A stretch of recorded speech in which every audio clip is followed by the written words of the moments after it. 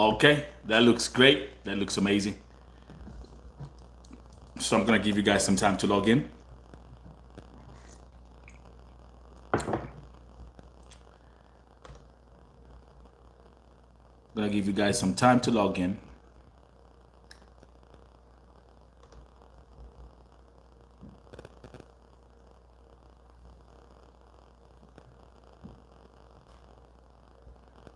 Wow. Welcome, welcome, welcome. Whoever is coming in, whoever is joining in, whoever is coming in, karibu, karibu, karibu. Whoever is coming in right now, welcome, welcome, welcome. Who's the first one today? Lillian. Lillian is the first one today. Welcome, welcome, welcome. Welcome, welcome. Now come I leave your call. Why did Nelson? I'm in the building, man. Still hanging, man. Oh, I have a very funny story today. Today the commercial break is gonna be off the hinges. Macy saying Sisi ndio wengi. Sylvie, Aboli, High Nelson, Monsters, Alusa. Sisi ndio wengi, let's go, let's go. Yo, drip, drip. Yo, drip, drip. We got some more drip, drips today, man. We got some we got some more drip, drips today. Karibu, karibu, karibu. Welcome, everyone. Welcome, welcome, welcome. Jackie cannot be missed out, man. All the way in Iraq, man. And by the way, guys, can you do me a favor? Can we do it like the way we used to do it before? Ndio nikuwe na memory. You sasa ni master family of OTV family. If you come in here, if you say Sisi ndio wengi, you write which country, uko nchi gani, so at least we can again refresh our memories where you guys are. Sylvie, oh man. Jeshi ko hapa. Jeshi ko hapa. Kakware. Belha is in the building. Again, guys, just for us to wow. Okay, my phone is beeping so.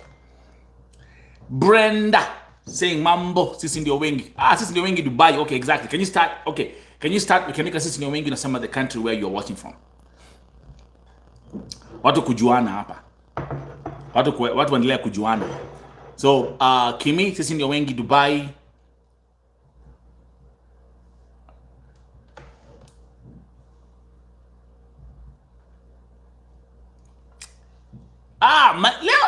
Leo. Hey guys, man, listen, man. Today I'm flossing, man.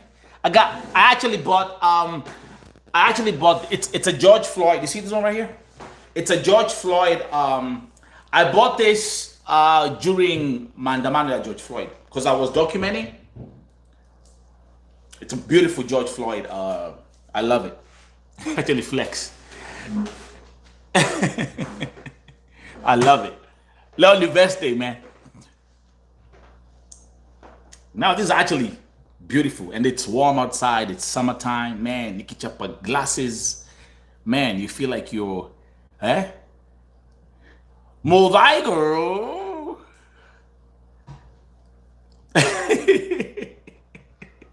Morse is here. Morse is here. It's interesting. It's interesting because that's a difference.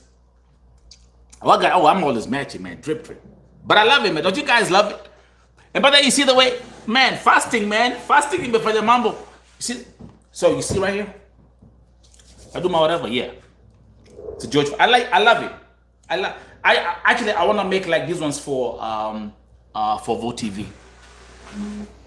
I love it the way they did it. It's a beautiful set. Yakware, Felista Mwangeli. Zaki, watching from Hagen, Germany. Ich bin unglaublich stolz auf dich. Weiter so, danke dafür, dass du was du für Menschen machst. Vielen Dank, Zaki. Kannst du mir bitte einen Gefallen tun, Zaki? Kannst du mir bitte eine Nachricht zuschicken? Du kannst mir bitte eine Nachricht zuschicken. Ich weiß nicht, ob du meine Nummer hast. Falls du meine Nummer nicht hast, kannst du die Nummer aufschreiben. Ich gebe dir die Nummer nochmal. Kannst du bitte aufschreiben, okay? Schreib die Nummer auf und dann können wir später quatschen. Die Nummer lautet +1 571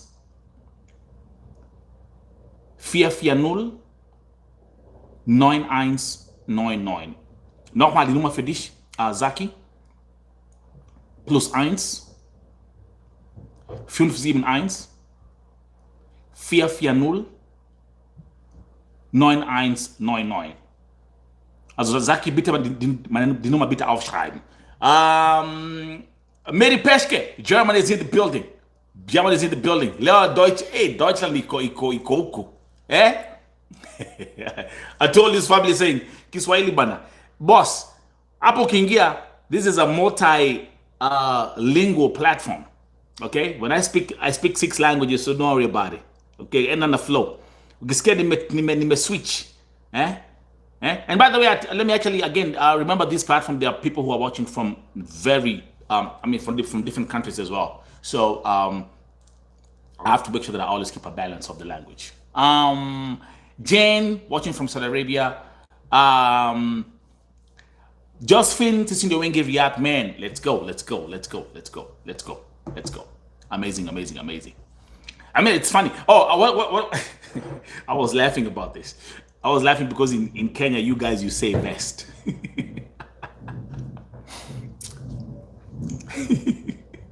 Nasemanga vest in Kenya.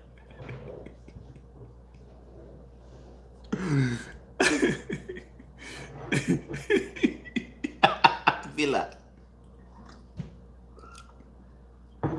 Hey, what you know, I can listen. This is my testimony, man. Today is Sunday 7, 8, 9, 10. Today is my 12th day of the fasting I've been doing.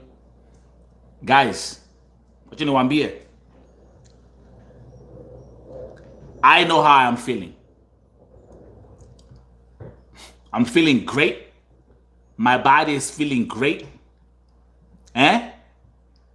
So by the way, guys, we don't call them kuja America, kuja kuambia America ati vest.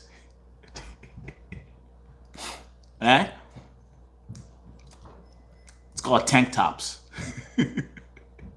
We don't call vests in America. Oh yeah, the skin glows, man. Oh. No, give me, man. See that, man, I'm telling you, I'm slashing. Everything is gone. Today, you see that? Like flexing. Everything, like I feel different. You shall feel up, I'm like. And by the way, that's a judge. And talk about this, it's funny. It's funny, I was actually thinking about this as we start the show today. Me niko ready, but let me say, I can say my mwili yangu, the way I've been practicing my fasting.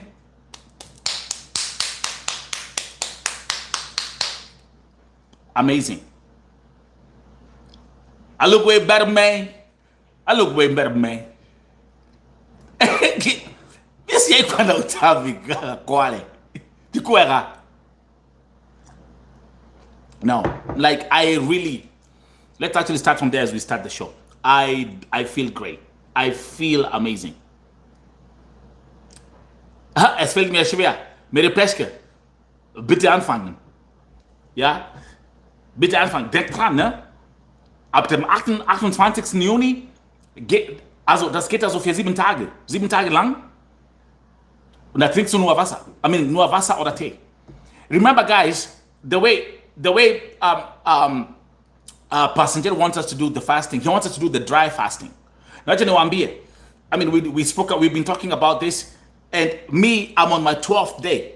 Because I was like, man, Swayze, you can't just wake up tomorrow and start saying, I'm glowing because I'm blessed. Jackie, I'm blessed. Bila sha buy Lipton green tea. Amazing. That's amazing.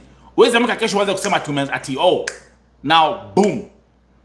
If you have never done it before. I've never practiced fasting before. So I was like, I had to practice, but I had to really, because I want this thing to go through. What you know, Wambie?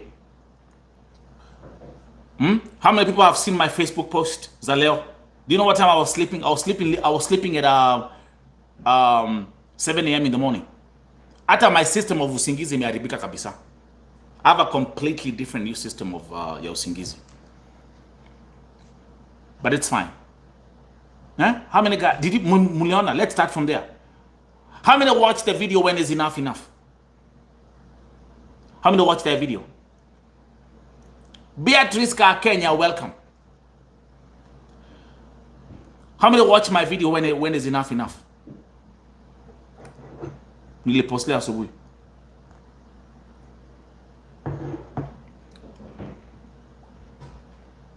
Guys, this thing is not a joke. Mama Milka, yeah, thank you. And by the way, thank you for the comments, man. Vote TV to growing. I mean, and I'm actually gonna keep on man,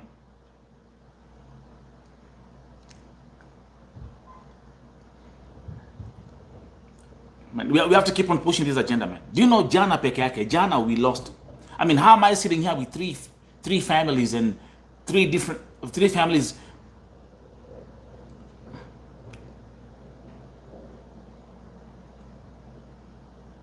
Thank you, Lina. Mose, thank you. Jana. I mean, the last 24 hours kumekufa Kenya watatu Saudia.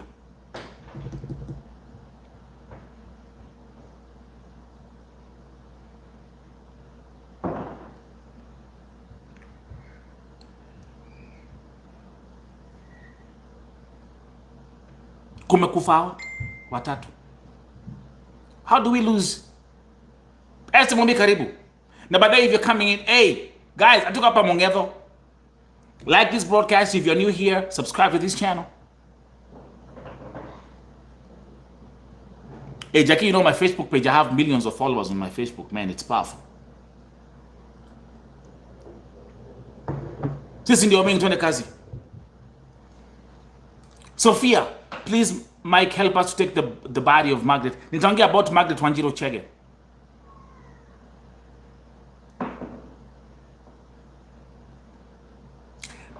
Na Sophia, tafadhali hebu niandikie kwa WhatsApp tafadhali.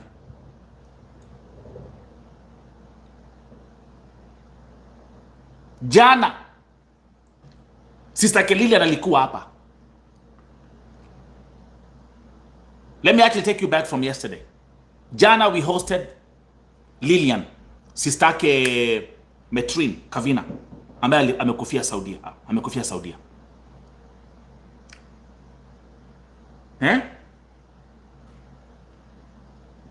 Do you know what happened yesterday?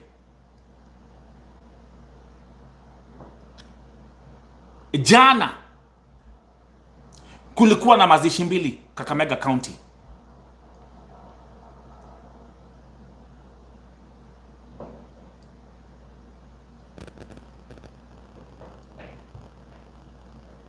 Tulikuwa hapa tukiongea about Metrin Kavani, sorry.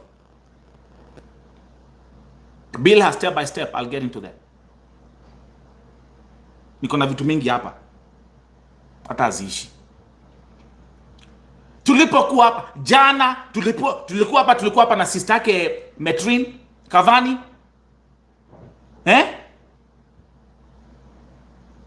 Jana kulikuwa na mazishi mbili Kakamega County.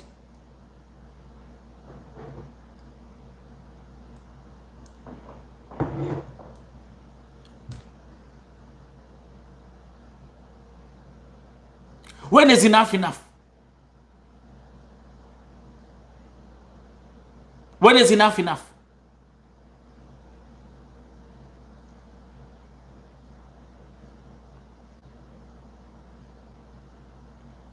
Muliambiwa aje jana? Lili anakuwa hapa akituambia aje? Sister yake amekufa. Cousins wake wawili kutoka Vihiga County. Wanaenda Saudia next week. Wamekataa kusikia kabisa.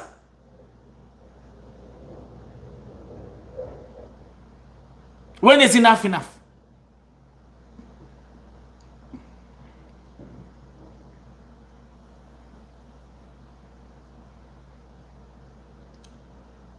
The most disgusting thing,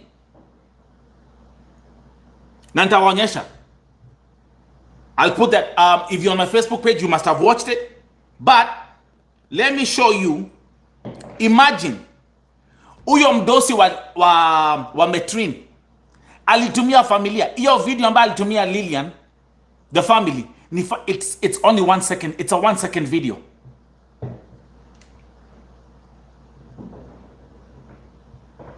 Couldn't believe this.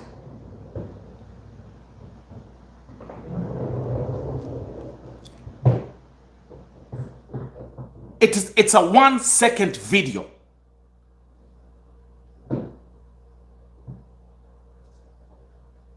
That's all they sent. Kwa familia mtoto amekufa. Priscilla Njogu, all the way from Seattle, man. Priscilla, onyade kira horire thimu. Kwina maundu maingi muno. Look, that's all they sent. That's the only thing they sent the family. A 1 second video. A 1 second video. That's how you're saying that's a farewell to the family. A 1 second. I had to loop this thing. You can't even play it. You have to loop it.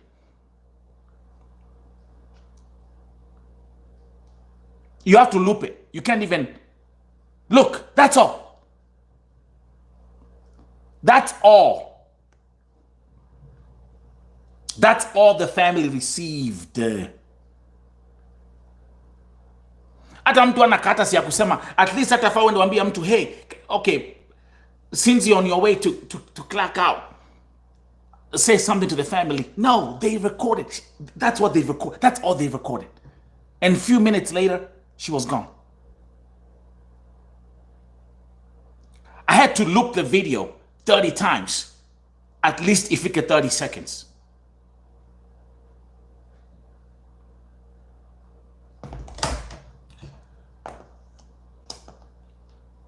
Then something else. Metrin, mnakumbuka muliambiwa ni aje? Muliambiwa aje? Ati ni COVID. COVID ya nyina wao. Urathe joda. Ushezi ya corona watu uchinjwa stomach. No. And that's when I started receiving messages today in the morning. People, watu ambao wako Saudi are telling me, Nelson, hapana.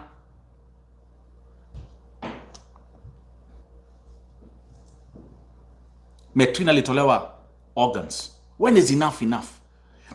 That's why, and I told, nikamwambia Lilian, just make sure akifika Kenya, mwili kifika, you do a postmortem. Like at the end of the day.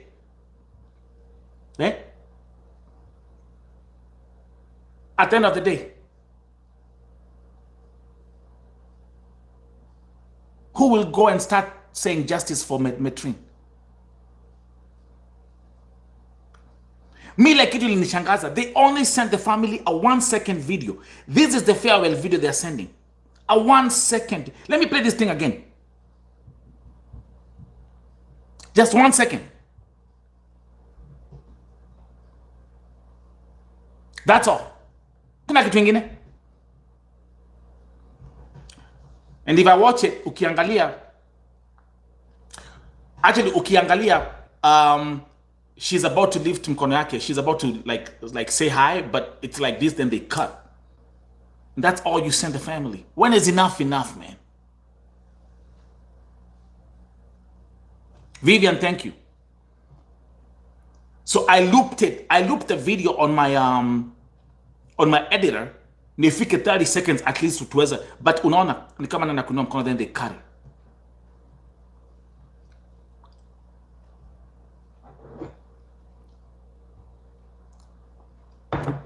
So, that was yesterday. Now again, I repeat, as we were having that conversation hapa na familia, sistake Metrin, Kakamega kulikuwa na mazishi mbili jana. Thank you, Josephine Katonde. That's it.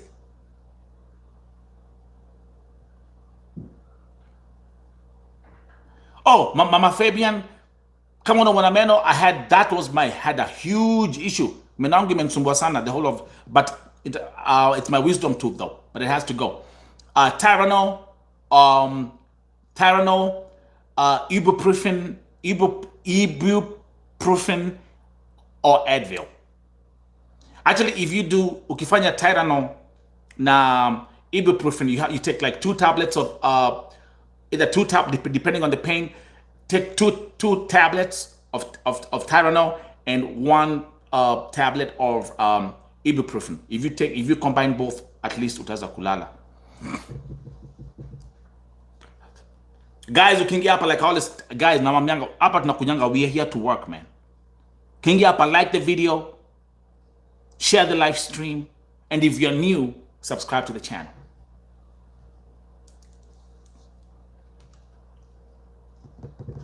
Okay?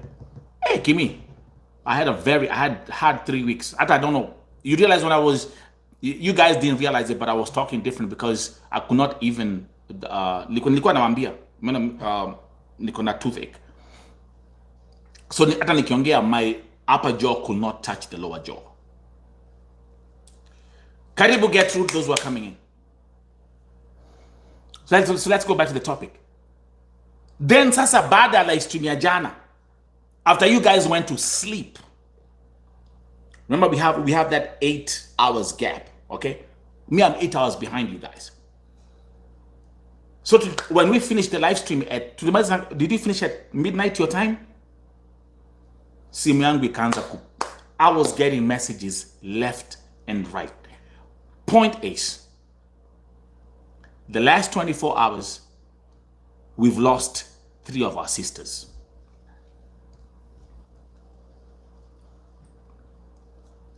Si moja, si wawili, 3. One day.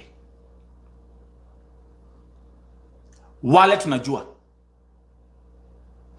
Then naingia kwa YouTube, akopi Sophie Makani.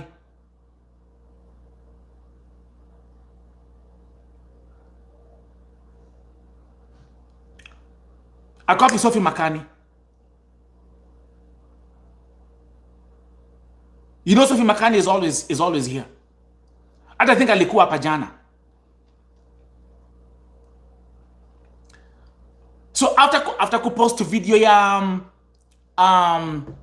when is enough, I find a comment ya Sophie Makani akisema ya kwamba alipotoka job alipata msichana Mkenya Grace Otieno who they work with naye amekufa. I was like, Sophie alikuwa kwa show. Oh, pastor ingia karibu. Oko neko hiyo.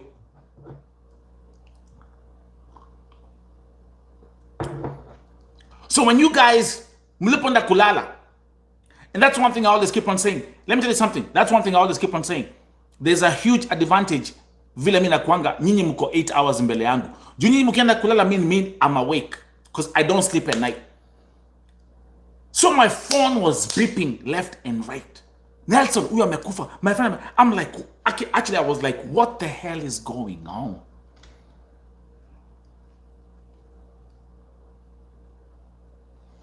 Tuko hapa na my sister. What's her name again? I forgot her name. Let's start with our sister, Margaret Wanjiru Chege.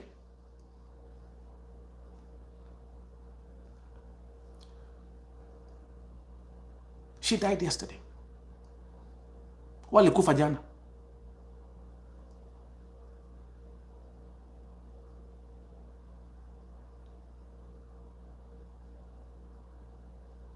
Walikufa jana. And the most painful thing,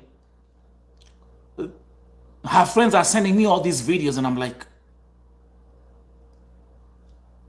we could see her last breath.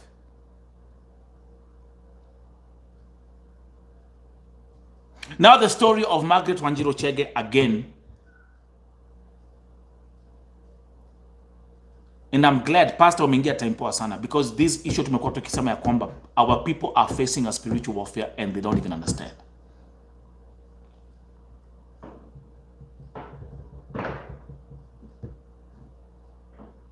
So, Tunaambia what you're facing is a spiritual warfare. Not only from the side ya Mwarabu. And that's the point I want to make clear today. Not only from the side ya Mwarabu, nyinyi wa Kenya. Jane, welcome. Kasheni kehaha.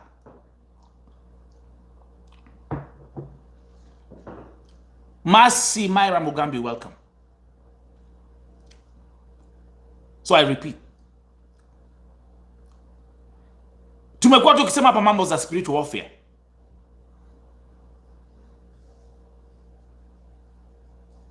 And you guys, you have to understand that the spiritual warfare is not, see, usema tu, oh, ni Mwarabu peke yake. What? You have eyes, but you don't see. The biggest spiritual warfare you're facing is your own Kenyan people. Tuanzie hapo. Mwarabu ni end station. Mkenya mwenzako ni the catalyst.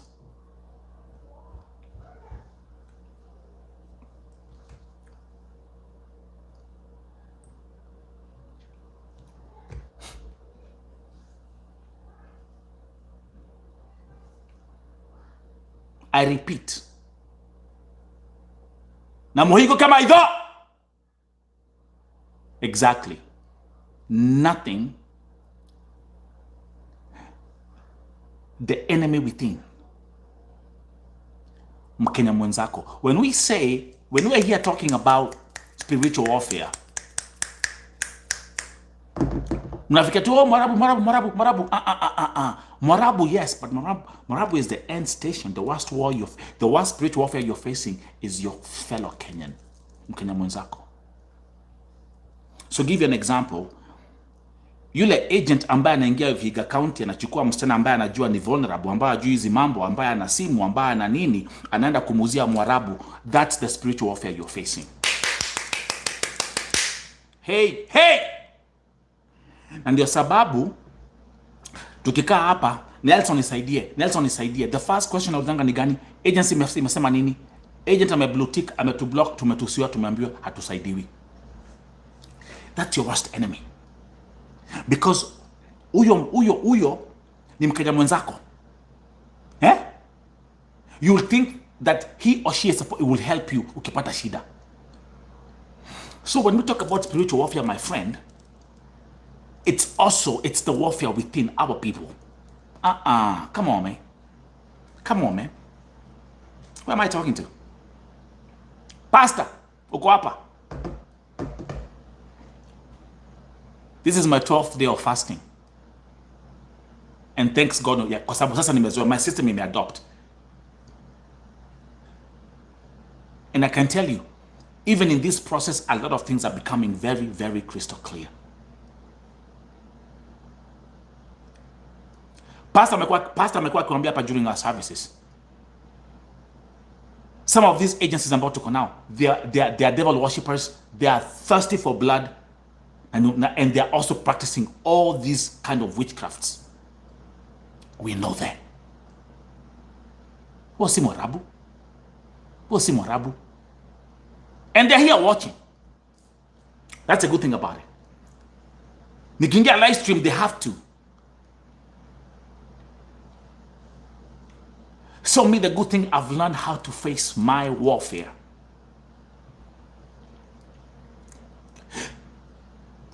Our sister ambaye alikufa, tuanzie na nani? Margaret Wanjiru Chege. Hakuuliwa na Mwarabu.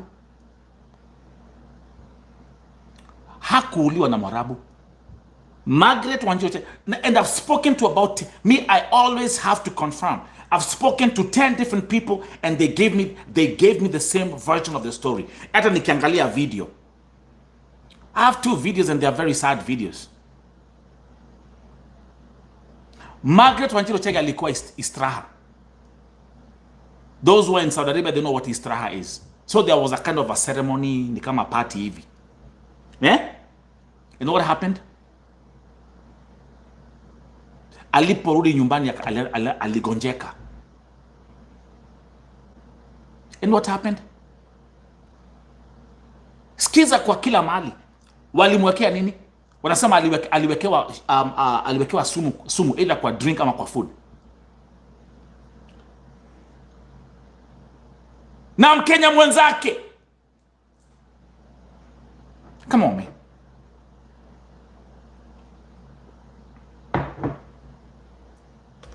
Come on, man.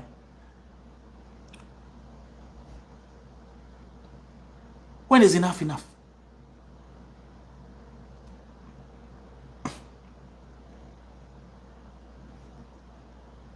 And then ukisikia the source of the argument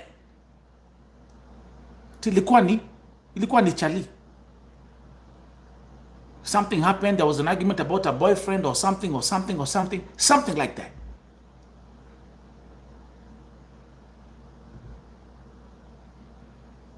Na ile kitu ambacho, wacha nikwambie, ile kitu ambacho, because I was watching the videos back and forth.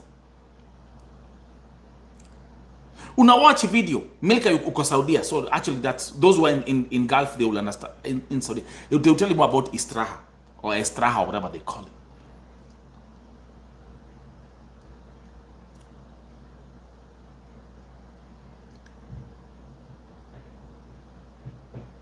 Unaona kuna hiyo video moja iko hapo, amewekewa hapo, amekufa tayari.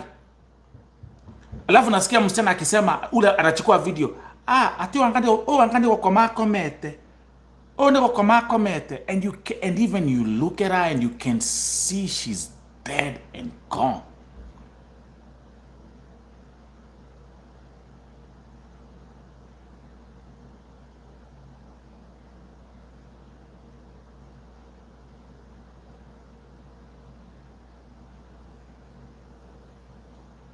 Spiritual warfare, the enemy within. Mkenya mwenzako.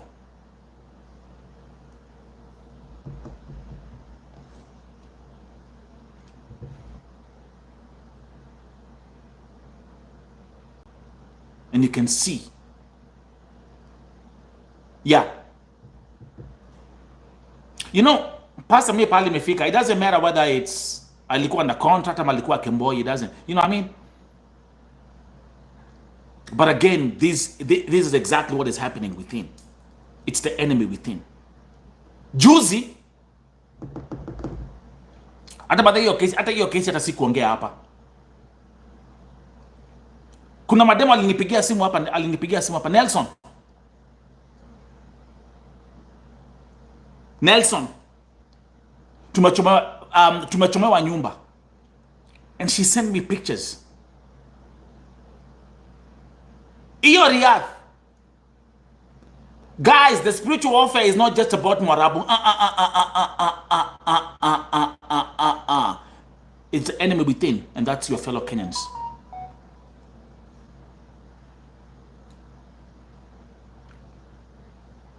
Nikasema, what's going on? In fact, nilitumiwa pictures. I didn't understand what was going on. Ilikuwa ni mademu wa Kenya. Same thing. Wako yo Riyadh, wameenda yo Istraha. It's fine. Yeah, honestly, me like, I don't care about it. Walienda Istraha. Something happened. Pakatokea vita. Mademu wakaanza kupigana. Wakatoka. Msichana moja hakuwa anaishi kwa hiyo nyumba. So she went. Walipoenda kwa nyumba, musikia ambao wanaongea. Walipoenda kwa ile nyumba wakaanza vita. Ati akaanza kusema ati sijui simu yake iko wapi. Juu vile vita ilianza pale kwa Istraha, kuna msichana alichukua simu akaziweka. So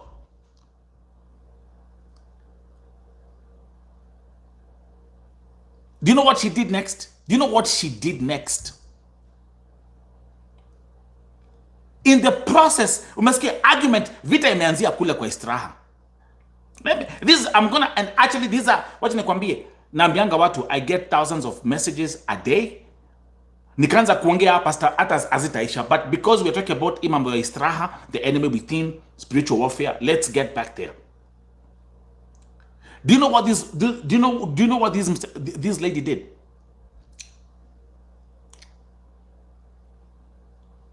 Do you know what she did? Guess what she did? Nani Mkenya? Guess what she did?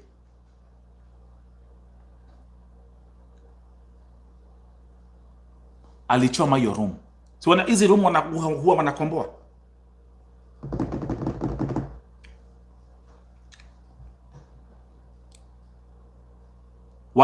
Alichoma your room. Huwa si Mwarabu. She burnt the place down.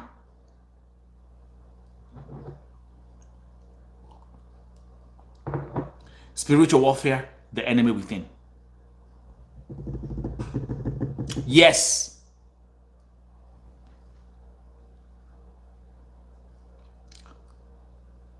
So do you see the process? Vita ilianzia wapi? Ilianzia kule Istraha. Ikakuja wapi? Kwa nyumba. What did she do? She burned down the whole place. Kila kitu imechoma kwa hiyo nyumba. Now they are sending me pictures telling me, huyu msichana asihostiwe pahali pengine.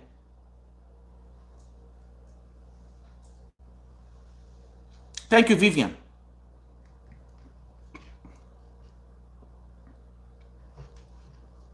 Na niseme hivi, kwa sababu hii ni conversation watu wanakuanga hapa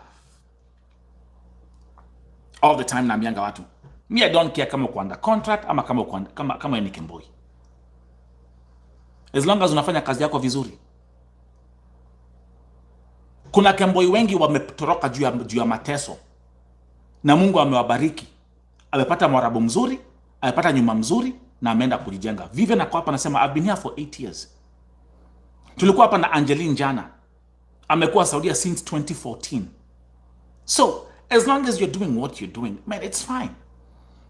But let's come back to what we're talking about, what I was talking about, mumbles at the spiritual warfare, the enemy within. And I always keep on saying, our people, they perish because of lack of knowledge. Nyinyi mushakuwa maadui nyinyi wenyewe.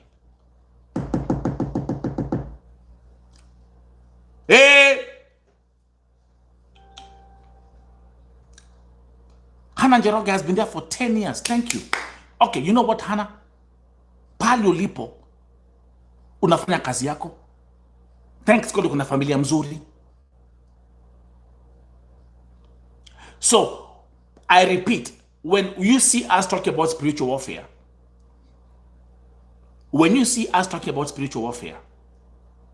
nizi mambo. And I will get back to that because, number one, tuanzie hapo nimesema, we lost our sister, Margaret Wanjiru Chege. And let me show you the picture. Those who, wale ambao wamekuwa Facebook page yangu, that's her. That's her. I was talking to her friends, and I was talking also to the niece who is in Kenya.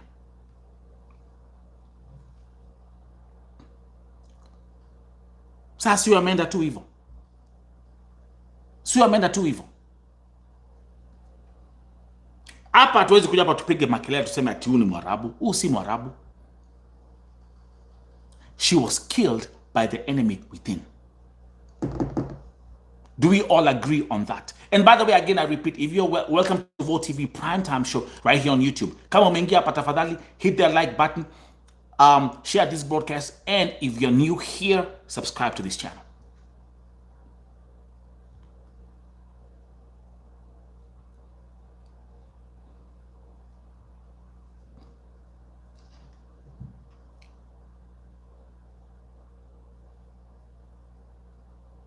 When is enough enough?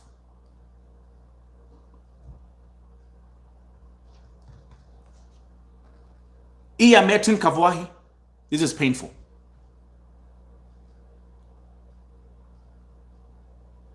Because hii tunajua kabisa ilikuwa ni mambo za kutolewa figo.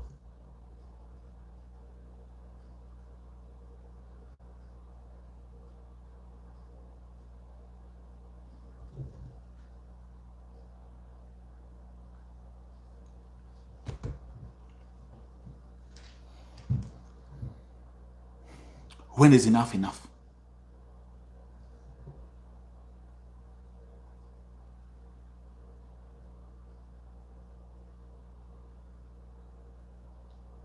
When is enough enough?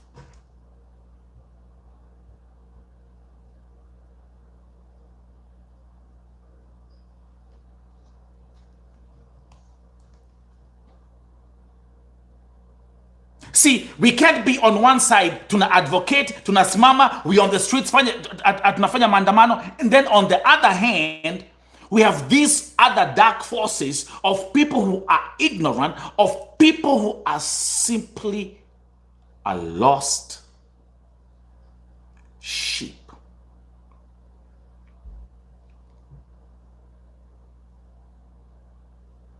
Na ndio unapata hii makelele yote. Hii makelele yote iko huku. All these makelele. People don't know what they want. Watu hawajui kile wanataka. Nemba tu Kaneiruo. Who am I talking to? Watu wamechanganyikiwa.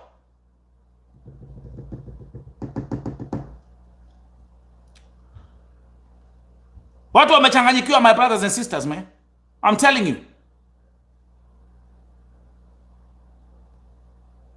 Vivian Ahmad, that's what we're talking about. We're talking about spiritual warfare, the enemy within.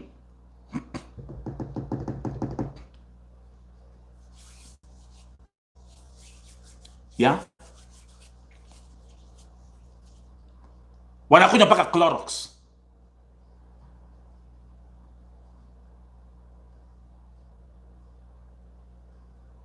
Wanakunywa mpaka Clorox.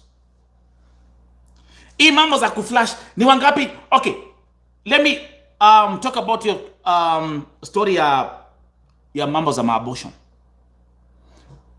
Ile kesi ya yule msichana ambaye alikuwa mwili wake ulikuwa Shemeshi mochari.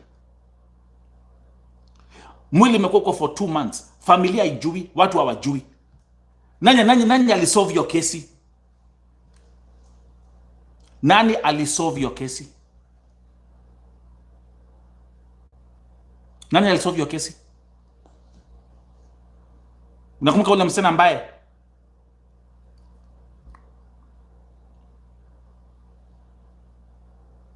alikuwa na mimba akazaa?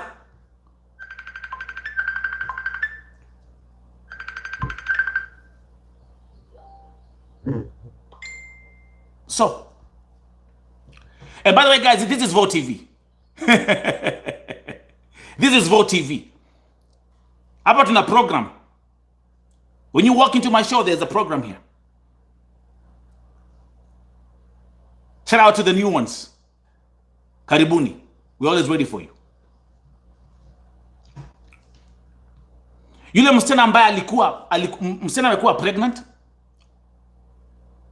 amezaa mtoto, amekufia kwa alikufia pale alipozaa yule mtoto, alikufia kwa ile nyumba yule msichana. Mnamjua jina yake? Huo msichana alikuwa amekosekana for 2 good months. Nani alipata huo msichana?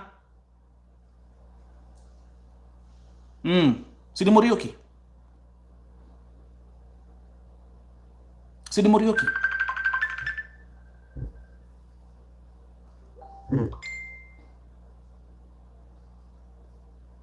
Sidi Muriuki.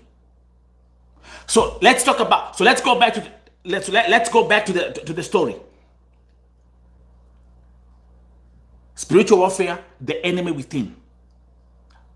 Can everyone who's watching this broadcast andika kwa chat the enemy within?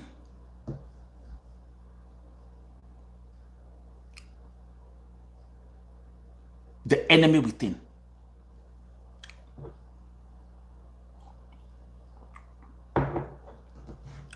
So when is enough enough? When is enough enough? When is enough, enough.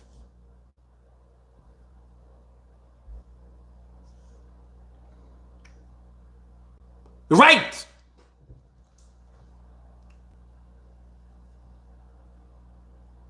The enemy within.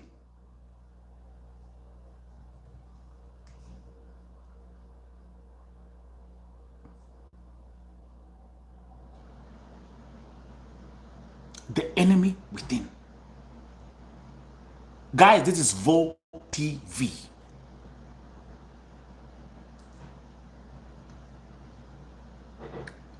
Hatukatai. Hatukatai. Yes. Kuna wale wanauliwa na Mwarabu, hatukatai. Kuna wale wanachapwa na Mwarabu, hatukatai. Kuna wale wanarepiwa na Mwarabu, hatukatai. Kuna wale wanafanywa mambo zingine mbaya, hatukatai. Kuna wale wanatolewa kafara na Mwarabu, sasa tunajua, hatukatai. But let's talk about the enemy within. Let's talk about the enemy within.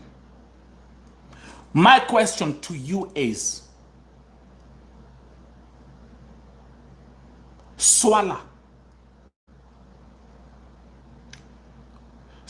langu ni, how do we handle the enemy within? When the enemy within is your fellow sister, when the enemy within is your fellow brothers, how do you deal with that fellow enemy within? Niambieni. Niambieni. Niliwaambia aje?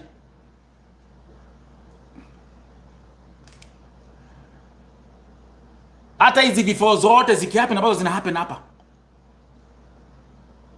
the Kenyan politicians wamesema loud and clear, our Kenya, they are grown ups.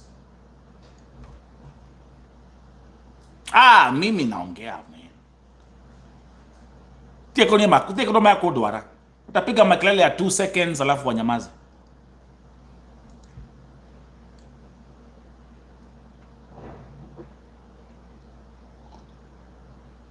Let me ask you a question. I'm asking you that question right now. How do you deal with the enemy within? How do you deal with the enemy within?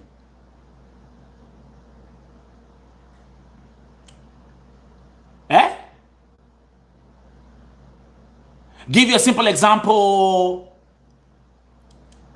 Si Qatar imefungwa, wanawake hizi enda Qatar, ni zile mechi zinachezwa huko men. Watu wamekuwa Messi, watu wamekuwa Ronaldo, watu wamekuwa Premier League mzima, Bundesliga, muskara, maskara, mushkila.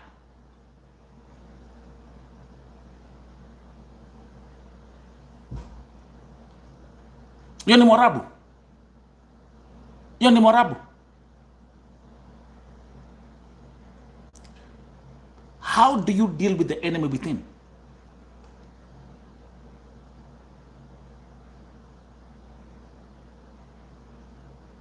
Tumekuwa hapa this week. Lima amekuwa hapa. Lima Joshua, thank you very much and I appreciate you.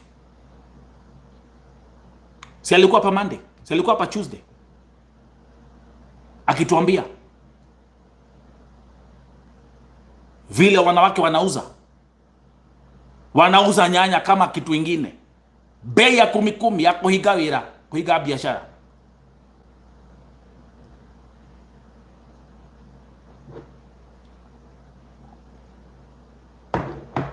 What are we going to do about that?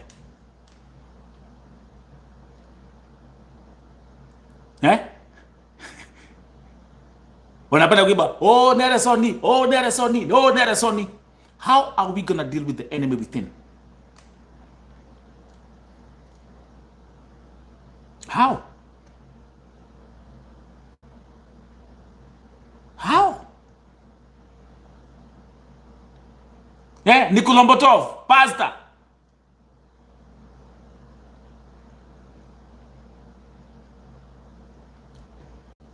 Okay, perfect. Sofia Makani, hebu tuandikie. Niliona comment yako. Hebu tuandikie about niliona comment umesema ati vile ulitoka job ulipata Mkenya mwingine amekufa. Something like Grace Otieno. Can you tell us about that? That was yesterday. Hiyo comment yako nimeona jana kwa sababu nilipost video ya when is enough. Nikana umeandika hapo kuna msichana ambaye alikufa.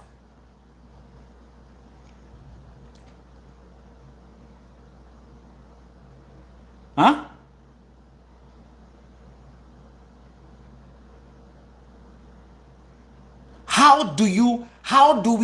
How do we deal with the enemy within? Niambieni. Na Sofia tafadhali, Sofia, kwa sababu najua I know you come here every day. Hebu tuambie story ya huyo Mkenya ambao unasema mbaya alikufa, Grace Otieno. Because me, I was shocked. Leo ni Thursday. Wangapi hapa wanawachi broadcast ya leo wametoka Western? Who is from Western Kenya?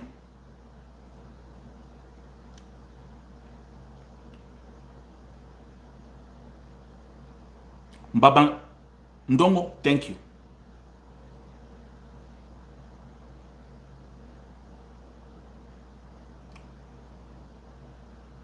Faith mtoka Western Kenya. Nani mwingine? Especially hizo areas za Vihiga County.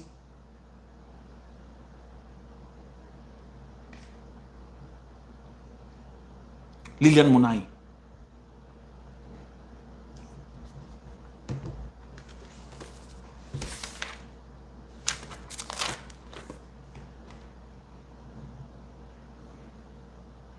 Topic today, spiritual warfare, the enemy within. When is enough enough?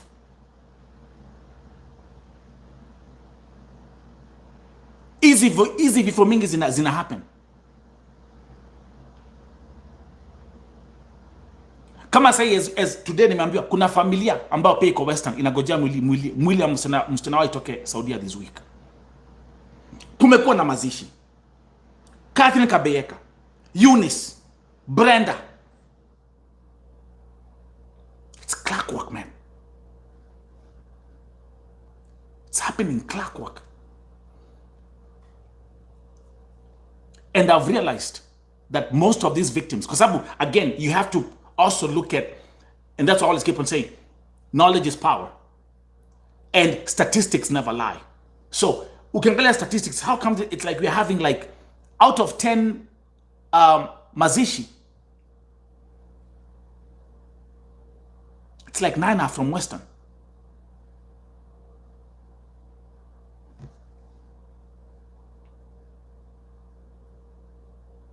Akiangalia, another one.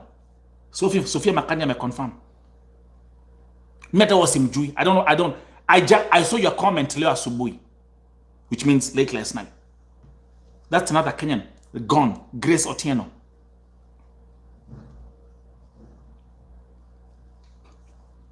There you go.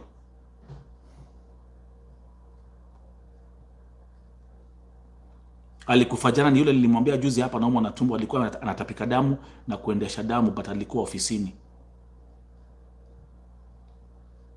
jana. So actually, which means just yesterday tulipoteza Wakenya 4 hiyo Saudia.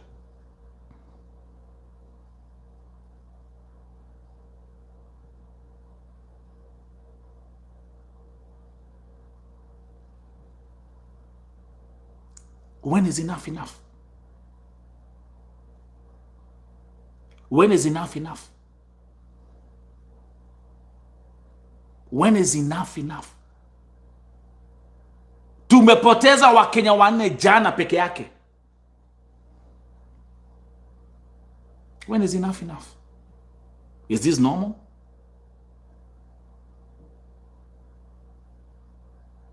Is this normal? Actually, kuna mtu alicomment kwa YouTube, on my YouTube channel, akasema ya kwamba Nelson, hata wachawi wamepata kazi. Ni mambo ya Saudia.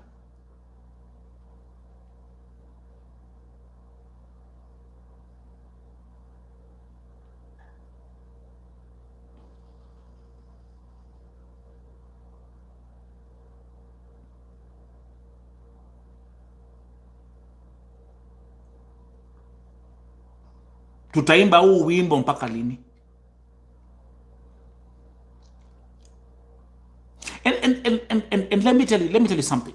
I'm gonna say this. I'm gonna say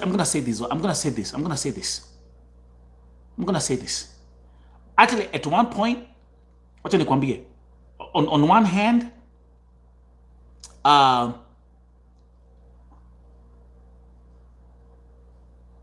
the Kenyan government and the Kenyan politicians are very smart. They don't talk. They're very smart. They're very smart. You know, I'll give it to them. They're very smart. Abaongei.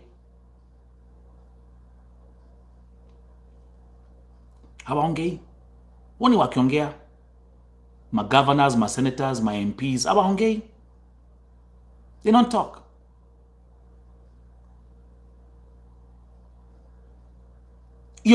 I'll give it to them. They're smart.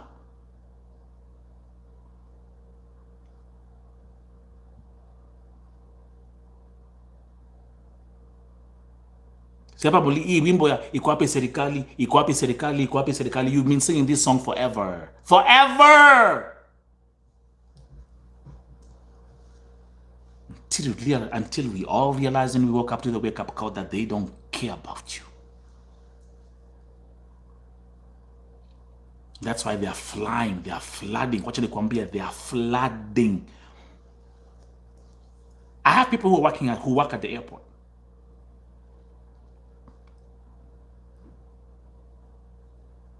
Okay, before tulikuwa tunasema watu wanaenda Saudia. That's fine. But what is happening now?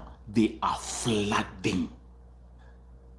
They are flooding the airport.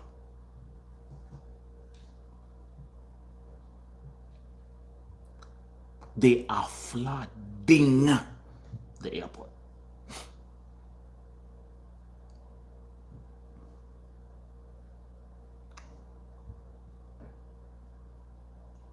They are flooding the airport. They are flooding. When I say flooding, actually, I've never seen this large number of people migrating to Saudi Arabia.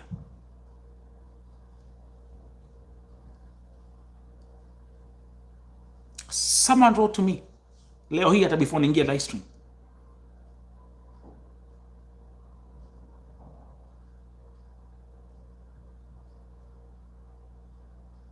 Nelson, niko hapo on the ground. My neighbor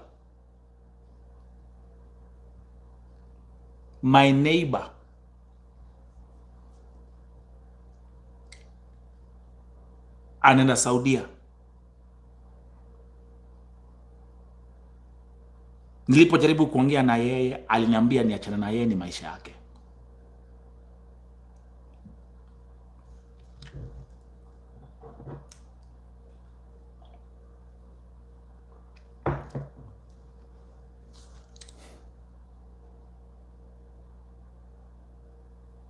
Jana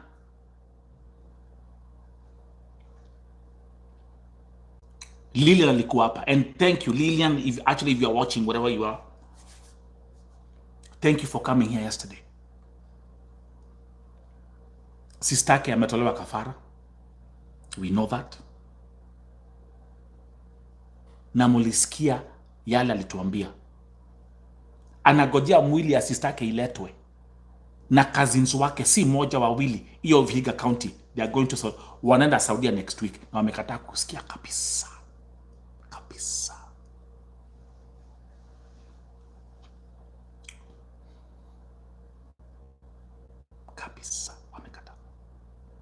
Wamekataa kabisa. Matiraigua Which brings me to the statement by the Kenyan politicians ambao wanasema, you know what, these people, they are grown-ups. That's what Kenyan politicians say. Hawa watu ni grown-ups, si watoto. So they make up the choice to go to work in Gulf on their own.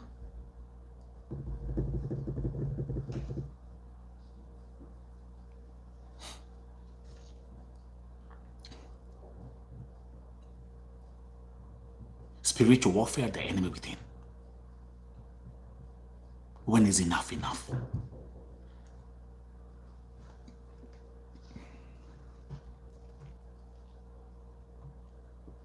Thank you, Sophia Makande. Vihiga ni home kwenyu. Exactly. Sophia, what do you say about your mazishi yote imekuwa Vihiga County?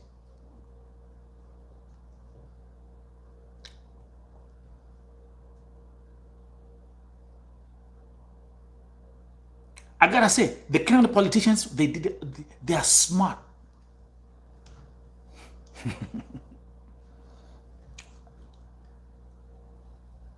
Do you know when my eyes also opened? People have a short memory. Nimeokoa wengi, nimesaidia wengi. I don't even, for me it's like ni kama kunywa hii kahawa hivi. Munakumbuka last year August, who remembers? Let me test your memory. Munakumbuka last year August, niliokoa yule msichana ambaye alikuwa ameripiwa, anaitwa Monica. Now I can say her name. I can say her first name. August last year. Alafu baada ya kuokoa huo msichana, I found out babake ni MCA. She told me, Nelson, I want to tell you something. My father is an MCA.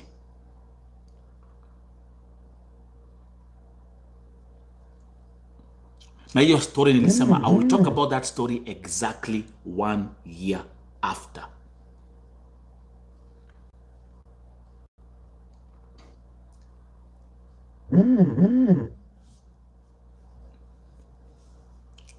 Nitaongea hiyo story exactly on August 3rd. Actually, nitagojea elections ziishe. Who remembers that story? Watu sahau haraka. Na niko USA. Huo msichana nilimtoa kwa nyumba.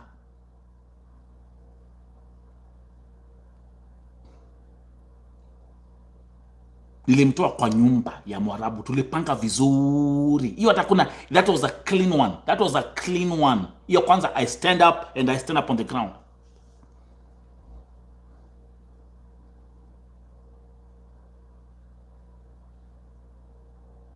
Sasa, let's go back to that story. Akaniambia Nelson, babangu ni MCA. I was like, wow. Okay. Nikajua hapa pako na karogano. Nikamwambia nipatie namba ya babako.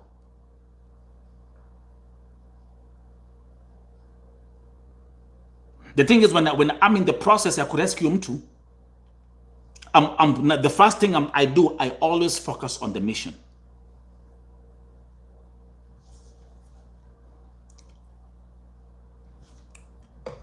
Babake nikampigia. I called the dad directly. Let me actually even see if I'm going to pull up the messages real quick. Nikapigia babake. Kupigia babake hakuchukua simu.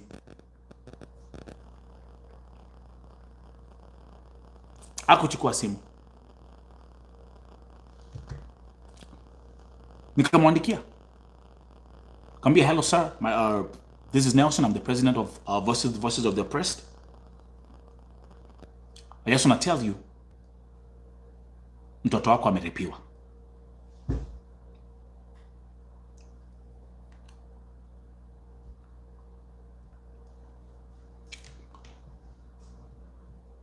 That's when the father called, akanipigia simu.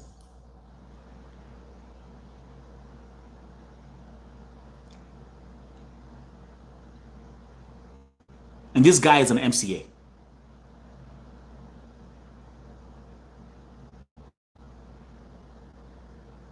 An MCA. Wacha nikwambie, huyu mzee hata kuwa na he didn't know anything about hii mambo ya Saudia. Hakuwa anajua anything. Nikamwambia mzee, sasa vile mimi naongea na yeye, so first akasema sorry, sikuchukua your phone call, siku reply kwa message yako before because I thought it was a fake account. So nikamwambia no. Nikamwambia si mtoto wako anaitwa so and so. Yes. Akasema okay. Nikamwambia mtoto wako ako Saudia, ameripiwa na lakini the good news nakwambia ni kwamba nimeweza kumtoa kwa hiyo nyumba na ameenda kwa ofisi. So politicians talk in Kenya. Okay, yeah, okay. What should we do? I think we should go ahead and get a lawyer and get. Nikamwambia hey, come on, man. Get a what? Get a lawyer? Kama mzee. Hii si marigiti. Wako ne kwa mwarafu. Oh yeah, I gotta give it to him. You get a lawyer for what? Akaniambia okay. What should we do? Do you know what I told him? And I will tell that story. Na munikumbushe, I will tell that whole story after the elections for a reason. Do you know what I told him?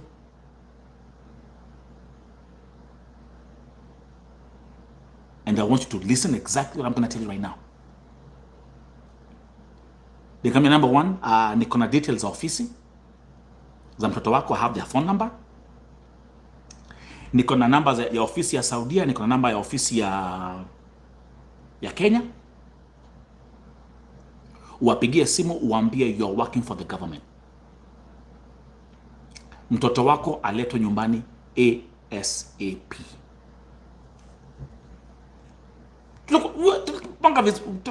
Thank you very much.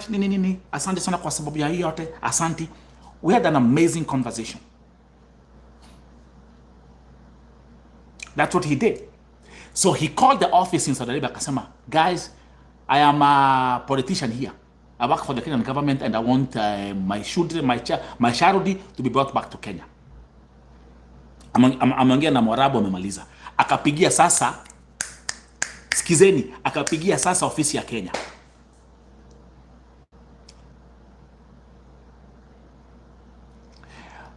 Akaambia ofisi, jina yangu ni fulani, mimi ni MCA, msichana wangu aletwe nyumbani mara moja. That was an order.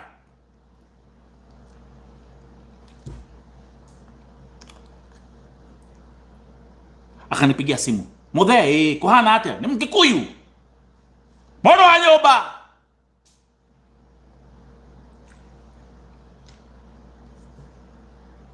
Nimepigia simu ofisi ya Saudia, nimepigia simu, I have called the office in Saudi Arabia, I have called the office in Nairobi. Okay man, good job. Kambia, I think akasema, you know what, I think the best thing, what we should do is report the case to the DCI. Kambia, come on man. DCI? What is DCI gonna do to Mwarabu? Kambia, hapana. That's not how this thing works. Anyway, because I have to save that story for a different day. Lakini nitaambia kitu moja.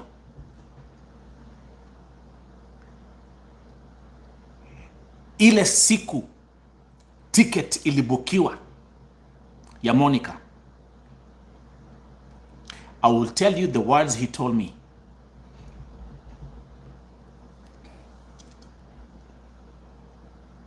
Nitasema kwanza na Kikuyu, then I'll translate. Ananiambia Muthe. That was our lingo. Muthe. He mundu wa ndeithia wi thirikari-ini na ni atwaraga iritu Saudia. I translate. Kuna mtu amenisaidia ako kwa serikali na yeye pia huwa anapeleka wasichana Saudi Arabia. Kambia amepigia ofisi ya Kenya simu, ameweka pressure na ticket inabukiwa sahi. I was like, wow.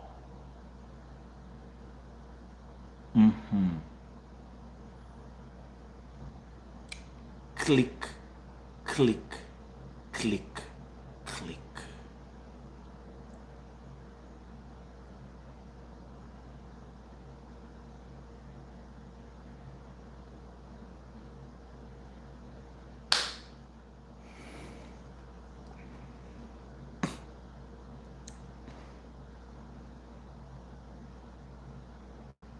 Everyone who's watching here, umesikia namba nimesema ama ni rewind.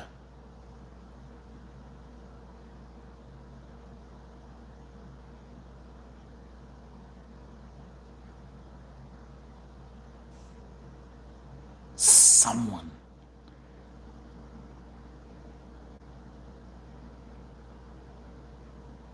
in the government. Kwa hivyo Monica aliweza kusaidiwa haraka because there was that connection. You see where I'm coming from? Hiyo connection ya kuwa babake ni MCA and babake kuwa na connection na mtu kwa serikali, that was the only reason why hiyo kesi ilishughulikiwa haraka. Na Monica went back home.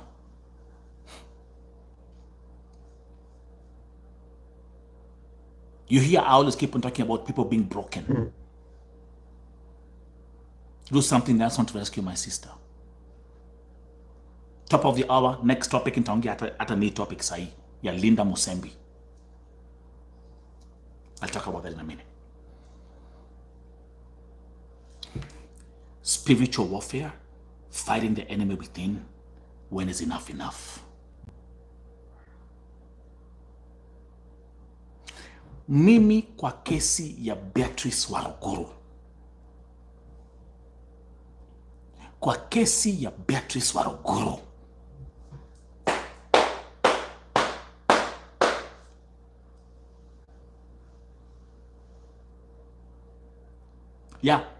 Joylisa Dirango,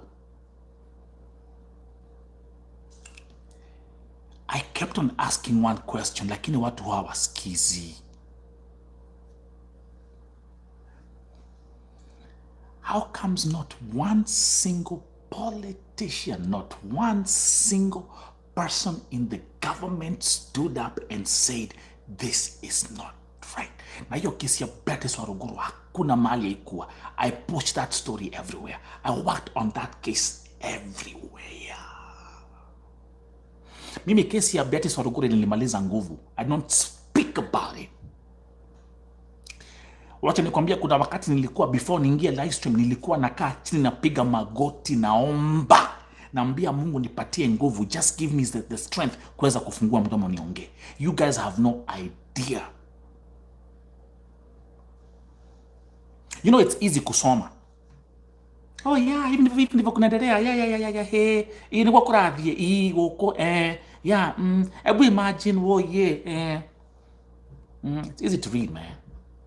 And of course, a bunch of keyboard warriors, mate. It's easy to read and type. Come and sit on my seat. Come and have a seat on my chair, bro. Nambia utaanzia wapi?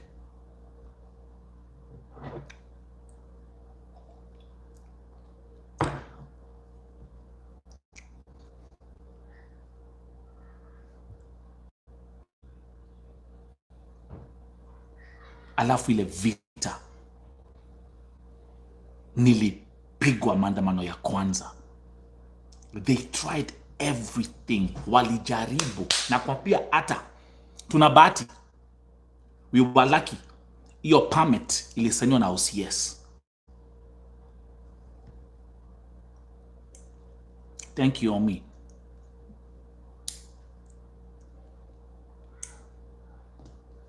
Why do you think they fight me with everything they can? Wamejaribu kila kitu, wameshindwa. Kuna watu people have been hired to be on my Facebook accounts every time, to be on my TikTok accounts every time. Just following quote Nelson. They stood up and they say Nelson has become too powerful. And they took an oath that they will fight and oppose everything I do.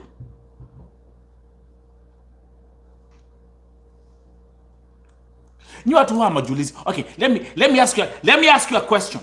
Nyinyi ambao mko hapa. Ambao mnafanya kazi Saudia. Let me ask you one simple question. Si mtoka, let's say, Western, Central, Coast, Eastern Kenya. And by the way, how comes that hakunanga watu wa North Eastern kwa Mwarabu? Mbona hakunanga wa Somalia, Saudia?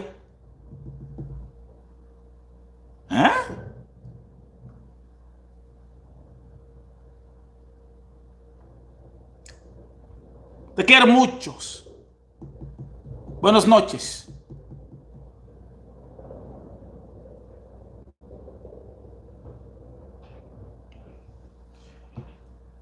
In this conversation today,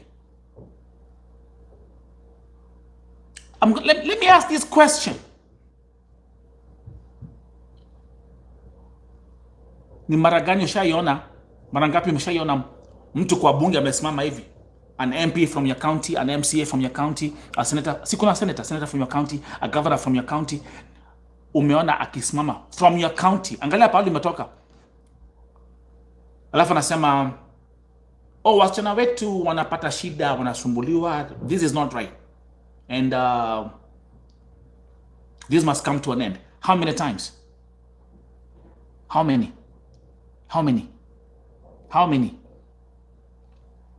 Ni wangapi husimama kuongea? Ni wangapi? Talk to me. Tell me.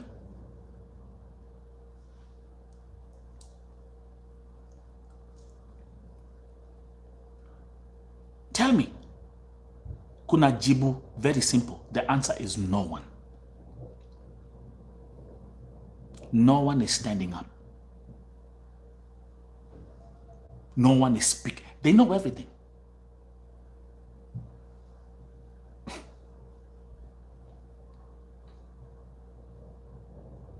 Wanajua kila kitu. Spiritual warfare, the enemy within. So on today's broadcast, my question is, how do you deal with the enemy within? How do you deal with the enemy within, who is actually within? He is actually in the government. He is actually intertwined. He is actually sitting somewhere comfortable. The enemy within is not just your brother or sister, mama nafanya naye kazi. Open your eyes, people. We perish because of lack of knowledge. So here we are having this conversation.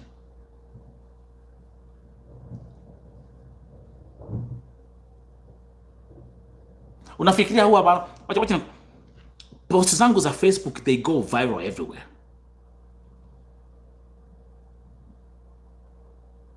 My YouTube channel is reaching out to millions across the world.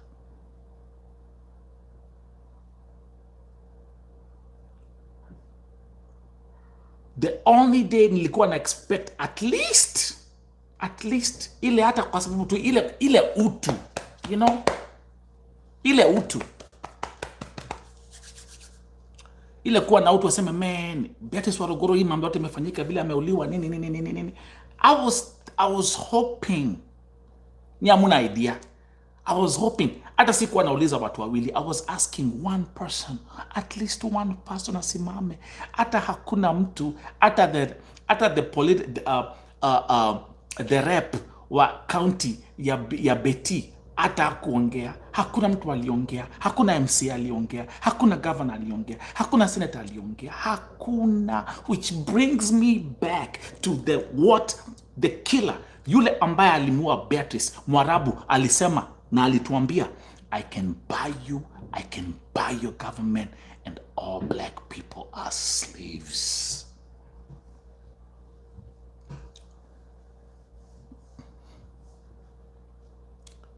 When is enough enough?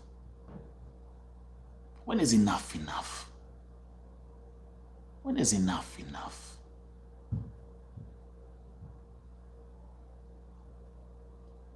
When is enough enough? Someone told me. Remember, I always keep on saying that my only powerful thing is I have information. You can't fight database. You can't fight. You cannot fight database. And my database is, don't even play with my database. They know what's behind the scene. Kama yule Mwarabu ambaye aliua Beti alituambia, I can buy you, I can buy the government. He was right. He was right. He was right. Uyo Mwarabu, I give it to him. He was right. Anajua.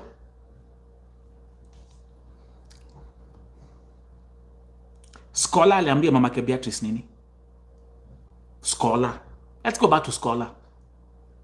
Scholar aliambia mamake Waruguru waje. You have watched all her videos.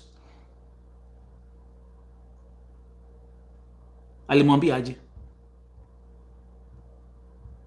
Scholar aliambia mamake Waruguru waje. Hakuna mahali utanipeleka. Plus hiyo matusi alikuwa na mtusi. Mamake Waruguru alikuwa ananililia kila siku.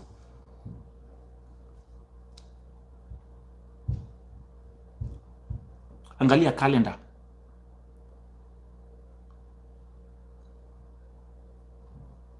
Waruguru alizikwa lini? I mean, you guys, you just have to start opening up your eyes now. Lilian Munai, you're saying Scholar will never have peace. Guess what? She's having peace. Angalia, tulizika Beti lini? See, Scholar is still free.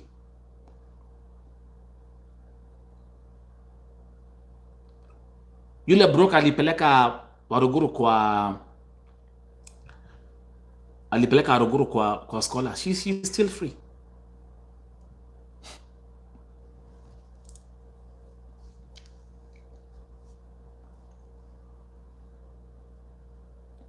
So wako free. Has anyone been arrested? Has there been any prosecution?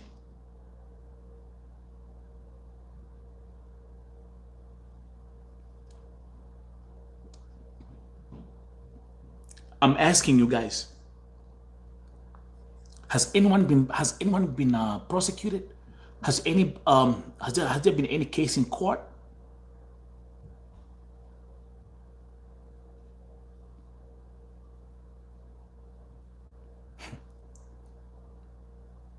Si Scholar bado anafanya training, si akona shule, si akona ofisi mbili, na akona training school, akona Naivasha.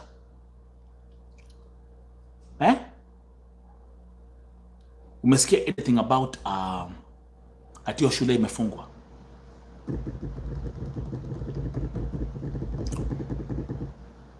Najua hata ukaenda kwa hiyo shule leo utapata maybe 1,000 people there.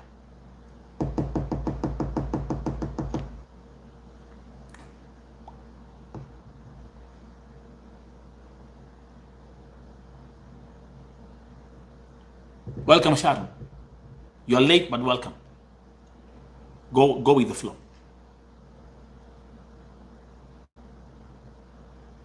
So do you see where I'm coming? Are you guys now? Are you adding 1 + 1 = 1 equals 3? 1 + 1 = 3.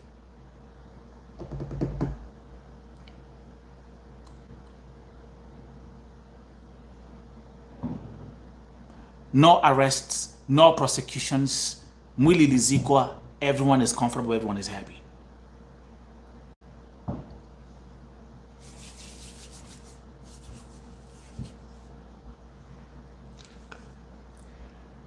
In Kenya, you can buy yourself out of any situation.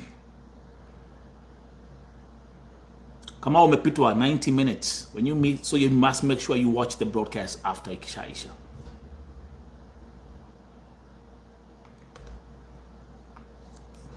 Who am I talking to?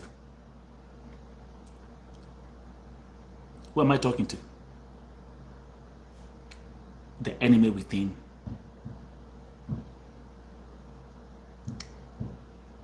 So before tusema ya kwamba before tusema Timarabu wanafanya, kumbuka about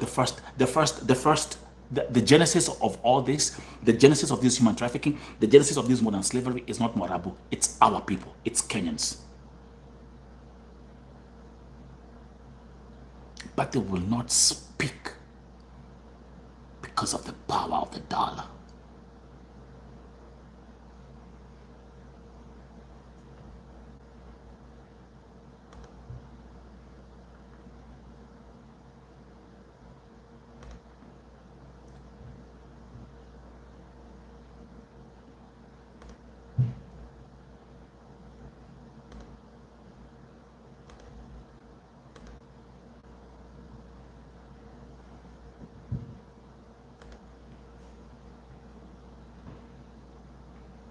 Sijai amka nikapata simu kutoka kwa, let's say, an MCA akiniambia, oh Nelson, by the way, huo msichana ambao umepost ametoka akaunti yangu, how can I help? Sijai pata simu from any rep in the government saying, hey, by the way, I'm the government official who's representing that that county. What can we do? Sijawai. Never. Never. Never.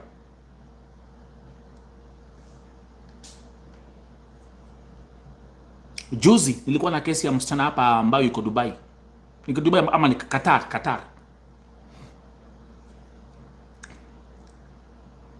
So familia yake sijui ilikuwa imelipa, alikuwa amelipia ako either ako Saudi ama ako somewhere in Gulf huo msichana.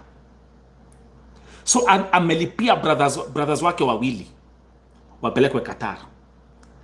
Na aliwalipa hiyo pesa last year. I think it was like approximately 200,000, 250,000. Something like that.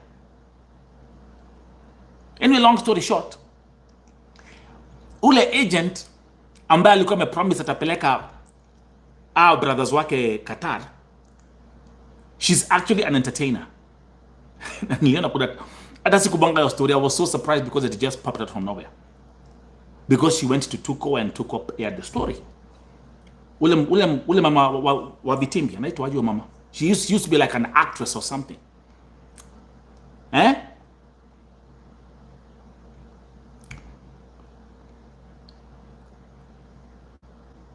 So wameenda kwa ofisi yake kumuuliza what's happening. Guess who she called? Na alikuwa anapigia, and she told me, ananiambia huyu mama ako na connection na all police stations za Kenya, kama ni OCS wa sijui wapi, OCS wapi. So wameenda kwa ofisi yake. They have been waiting for like 18 months. Ashalipa kila kitu. And guess who she was calling? I have those audio recordings wakiongea. Alikuwa anaongea na senior police officers in Kenya. Okay, let me ask you a question.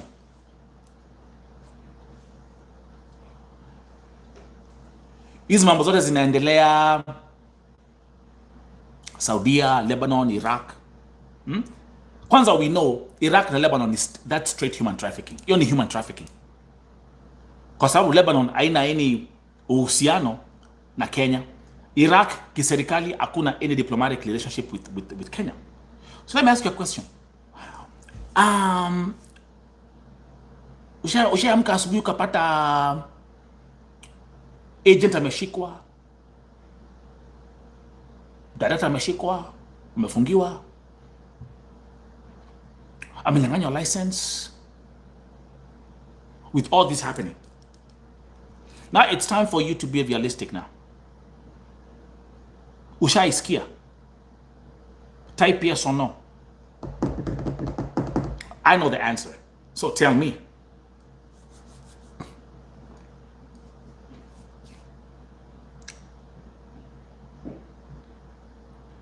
Ushaipata agent ameshikwa?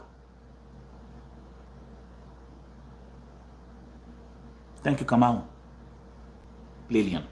At least one person said what we all know, what you all know. Never. Never. And you'll never hear.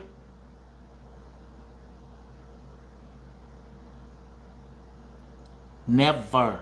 Never. The answer is no. Rehema alikuwa hapa jana. Remember? Rehema, the one in Iraq. Huh? Si alikuwa hapa jana. 2 years, 6 months Iraq.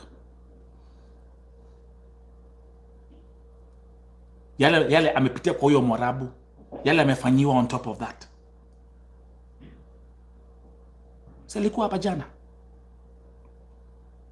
I remember like it's yesterday.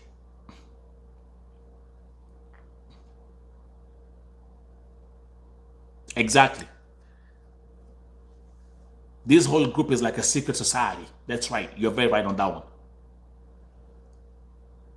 It's like a secret society. They take an oath of what they should stick to and what they should do. So don't even mention Filipinos, man. Don't even go there. Kenya will never be like we'll never be like the Philippines. Never. Keep on dreaming. Muendelea kuota hiyo ndoto mumalize kitambo na ishe. Start facing the truth now. Let's start being realistic. Let's start being realistic.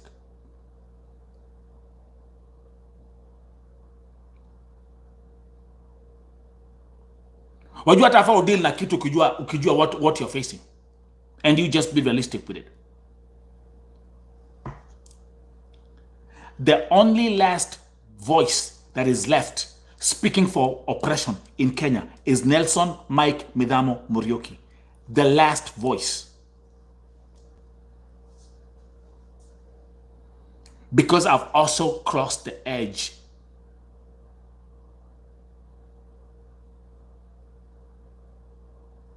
When it comes to legislation. Kuna mwingine? That's a fact. That's a fact. Doesn't matter whether you're a YouTuber or vlogger or whatever. That's a simple fact. Utaruka, uruke, ushike matawi ya mti, upande mlima, uhag makorofia tree. That's a fact.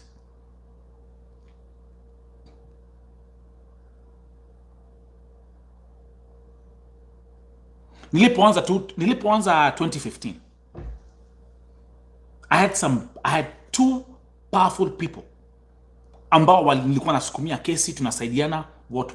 One, and I will always salute Senator Emma Mbura because she became like a mother to me. Na kunipa nguvu, na kuni encourage. Senator Emma Mbura tried everything she could. Mnamkumbuka?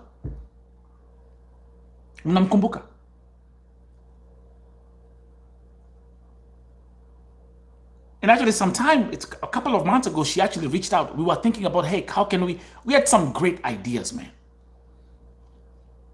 And she still talks to me about those ideas.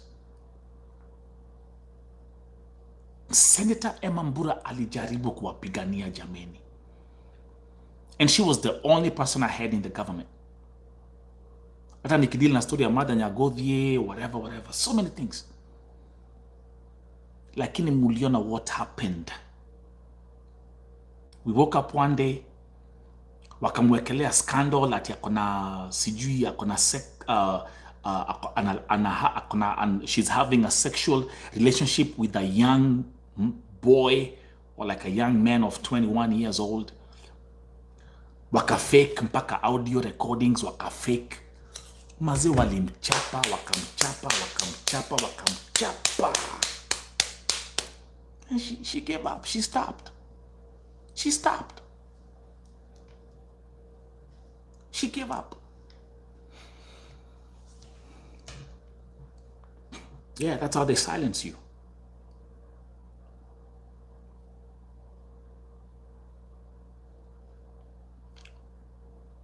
I'm the last man standing.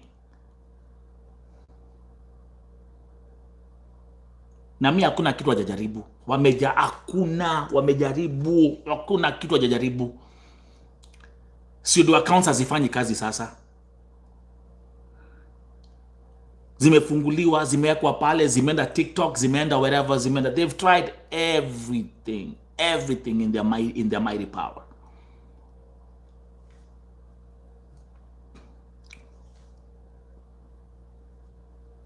Boniface Mwangi right now amekuwa mtu wa Azimio, so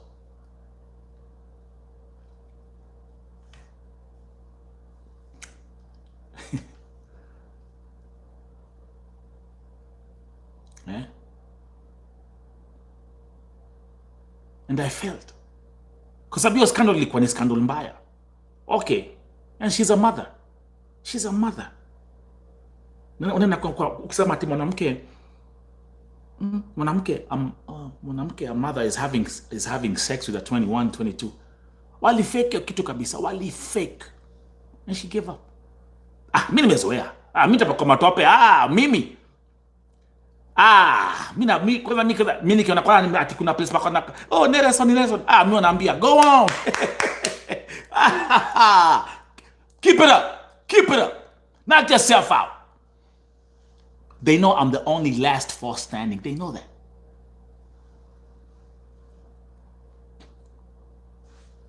I have a petition in the parliament. Niko na barua kwa Ministry of Foreign Affairs, which has been accepted. A successful maandamano. I'm the only one you got. And you cannot silence me. Because luckily, I operate on a high level mindset. I operate on a high level mindset.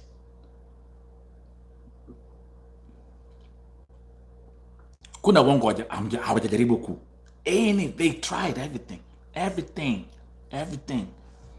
Even a lot of stuff that I don't even talk about. But you know what? I got him. I got him. Ukiwa na Mungu. Acha nikwambie ukiwa na Mungu. Boss. You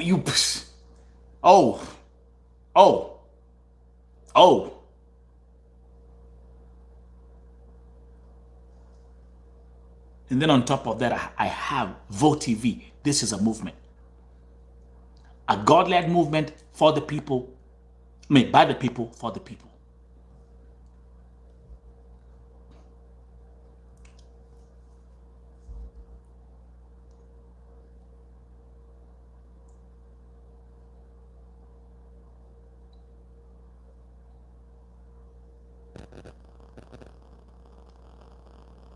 Zaki, I repeat, it's always for me, God first. I don't like it. And actually, I like the way you put it. I've never put any credit on me. I say it's God. Because remember, Zaki, let me give you a simple example. I can wake up tomorrow and say, I don't need to do this. I don't need to do this.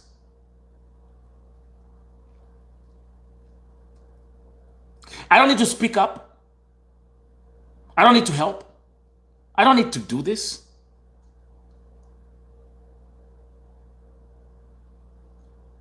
I can look up and say, hey, Vote TV, call us. Let's do some, I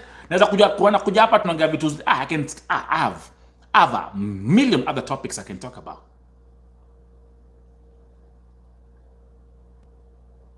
And that's exactly what they would wish to happen.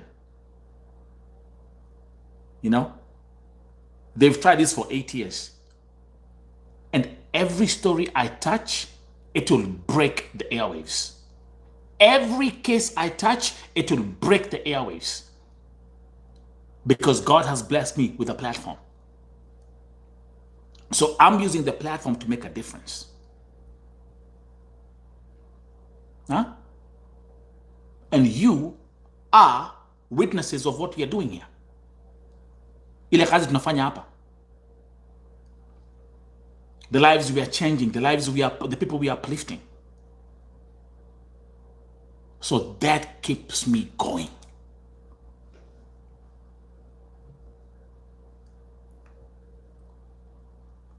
That is what keeps me going.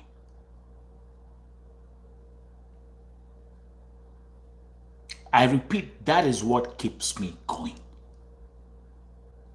Every time we come here, where do we have, don't we have our Vote TV? We have our ministry. We have our Sunday service. We have our midweek service. We are doing our mission trips. We're doing whatever. The only thing that pisses them off is the fact that I'm always happy, because you can't take my happiness away.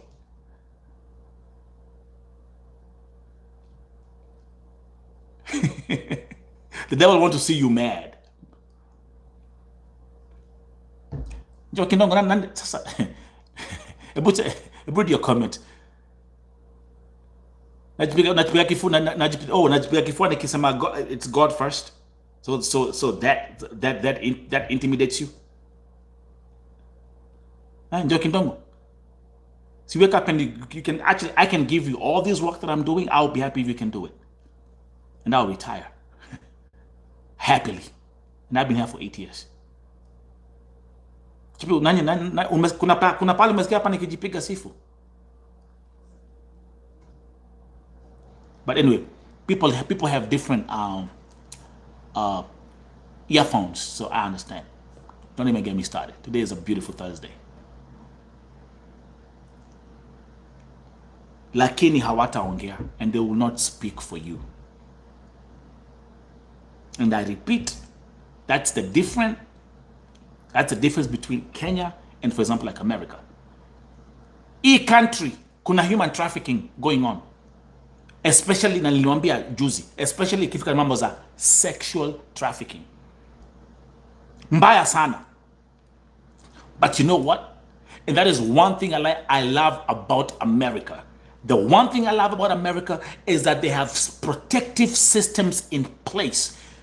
Inaanzia, I repeat, starting with the police force, that's the law, all the way to the legislation at the Capitol Hill, the Senate, the Congress, and the White House. That is one thing I love about this country. So people who are actually engaging in human trafficking in America, they get arrested. Wanashikwa. They take them to court. They sentence them. The victims, they get compensated. It will never happen in Kenya.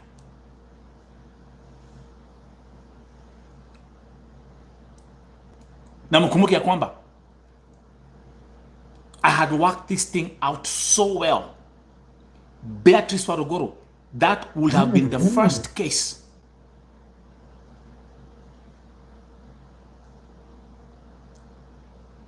to go to the court.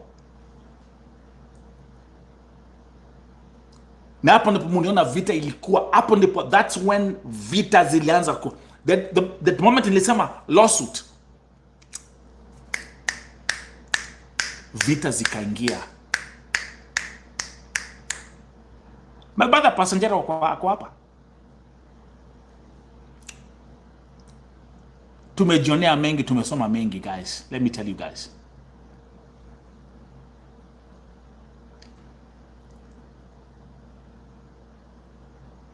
That's when I realized, I was like, you know what? My mindset, I am operating on a high level mindset. I'm operating on I'm in a different country where here, this is a country of laws, this is a country of legislations, but this is Kenya. But this is Kenya, where things work differently.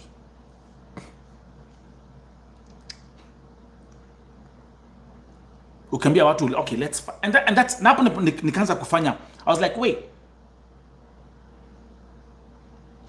ushaiona agent ameshikwa? Hapana. Ushaiona agent amepelekwa kotini? The answer is no. And actually right now they're opening shell companies, which means unapata, like, kama sahi tuseme, let me give an example. Josephine, ukipata ulena, your office is called, say, Makorofia Agencies. Unapata under Makorofia Agencies is like 20 other companies with different names.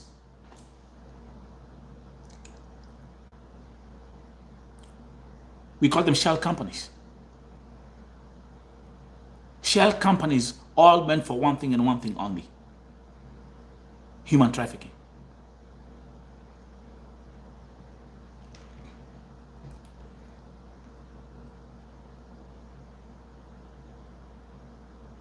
Guys, for 1 second, you have to switch off. Let's invoke something called common sense. Not once. I've never, thank you, Josephine. Ujaipata mtu amesema, oh, this agent was arrested, iko breaking news kwa KTN ama Citizen ama whatever. You don't see that. Jeff Koinange last year, mnakumbuka, when I rescued Faith, Jeff Koinange alisema on Citizen TV, on a primetime show, alisema, this is human trafficking. That was Jeff Koinange, man.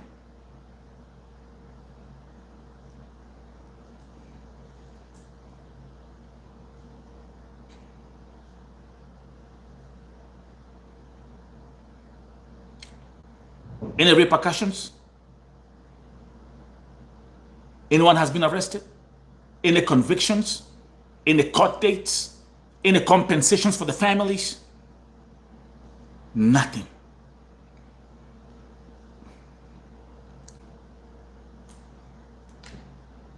Nothing. That's a reality. Nothing. Kwa hivyo hata kama saa hii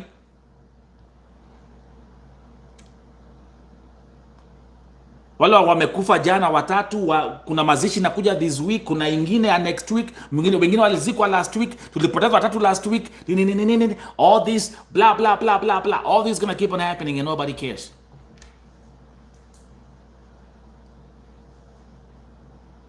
And nobody cares. So that's a reality.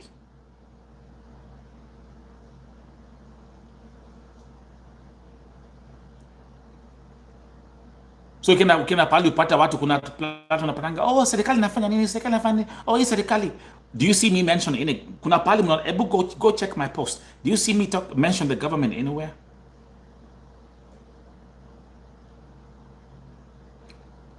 Do you see me crying out to the government? Tulipofanya maandamano ya kwanza, tulipoenda kwa Ministry of Foreign Affairs, statement iko hapo. What he said, alisema hata sisi Ministry of Foreign Affairs, we don't entertain this, we are against this. Lakini CS akatuambia, what you need to do, go to the Ministry of Labor.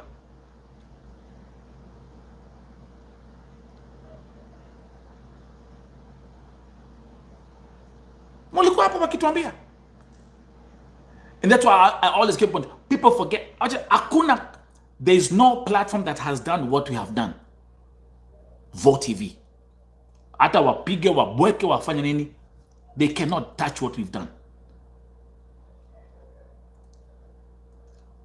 I organized that maandamano successfully up on Vote TV YouTube channel. We went on the streets. We went to the Ministry of Foreign Affairs. And they told us, kumbukeni ile part, waliita Sophie, Faith, Mike, waliitwa pale ndani. Wakasema, come here, we talk. And they said, it's right. We don't support human trafficking. That's Ministry of Foreign Affairs. We don't support modern slavery. That's the Ministry of Foreign Affairs. Pia wakasema, we actually don't support ya kwamba hizi contracts zinafanywa na agencies. That's the Ministry of Foreign Affairs. But they told us, they say, kinagaubaga, but this is something which is being had. The Ministry of Labor is the one which is in charge.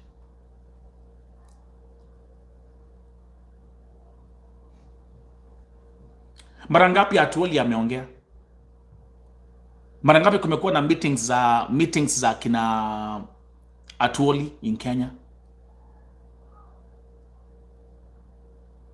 The only two things that we have is our God and hope.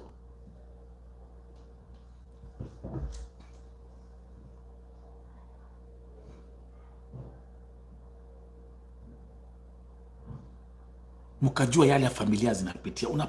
Kama sahi. And the good thing on this platform, I bring you the real deal. Easy nini, huh?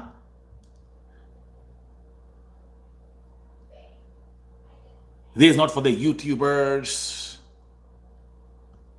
Kutangatanga. I bring you the real deal. You hear from the victims, you hear from the family members, you hear from the families. Na mulisikia, for example, like now, Metrin amekufa. Ameacha watoto wawili ambao hawana baba wala mama. Si ndio? Is anyone thinking the future of those kids? Does anyone sit down and asema sasa hawa watu huyu watafanya nini? What's their future like? No.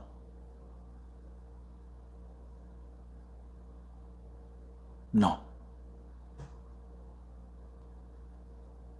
No one. Mama Ashley alikuwa hapa.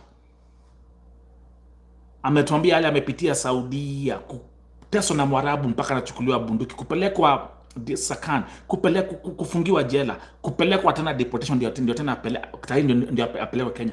Then anafika Kenya anapata watu wao washachukuliwa.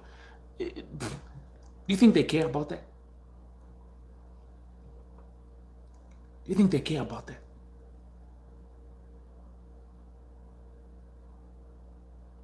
Mama Ashley alituambia hapa yeye mwenyewe, kama ningejua Nelson singeenda Saudia, ningebaki Kenya na sasa ningekuwa fundi. I'll be an official fundi, qualified. I'll be making 1,400, 1,500 Kenya shillings a day. She told us here.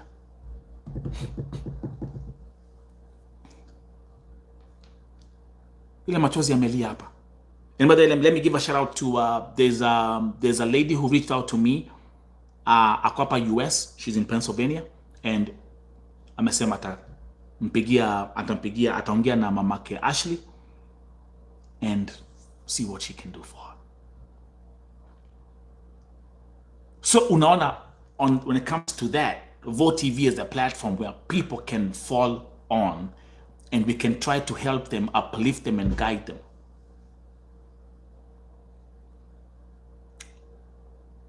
And that's why I'm actually launching a new project under Vote TV. It's going to be called LAO. L-A-O. You're going to see me, I'm going to start hashtagging LAO very soon.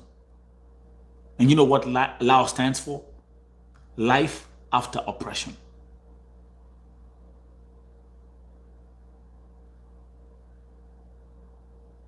Life after oppression. So for example, like now niwapatie mfano, someone like Edith Nafula. You see her life changed overnight because of what we are doing here. Because of VOTV. Kwa sababu yetu sisi.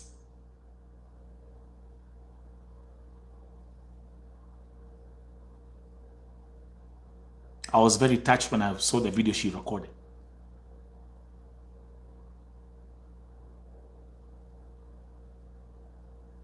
Saying, "Hi, Dad." She calls me Dad. Do you know what that means, man?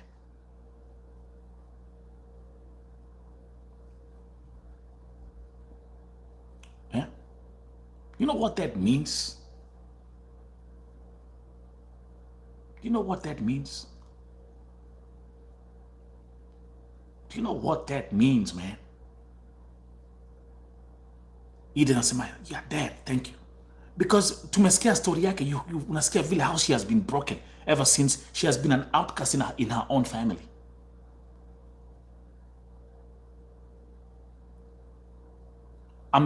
She has been an outcast in her own family. Her whole life. Lakini Mungu atajenga. VOTV is here. Lao, life after oppression.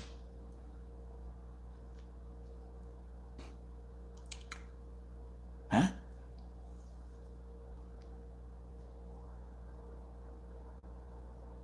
Only at VOTV. Andikeni hapo kwa chat. Only at VOTV. Na mwanza start mwanza your new hashtag. Lao. LAO. Hashtag LAO. Life after oppression. Mtu kama mamake Ashley. When we do that, that's going to be under Lao. Life after oppression. So God is blessing me with more wisdom, and we're gonna this platform will keep on growing and growing and growing and growing and growing and doing more things and doing more things. We are not here to entertain. We are here to serve humanity.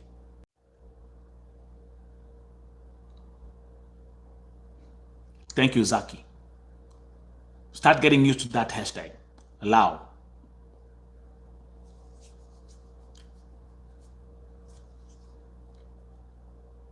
Life after oppression.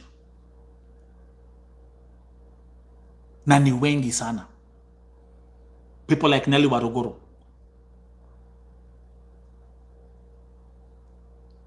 Nimemwokoa kutoka Saudia. Mulisikia story yake. You heard what she said. What they were planning for her. She'll come and allow.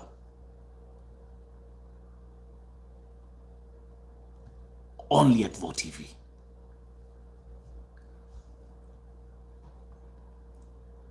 Only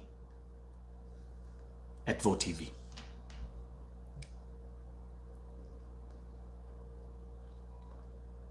So, nataka make sure leo hii as you go to sleep. Leo hii as you go to sleep. Keep on asking yourself that one question. When is enough enough?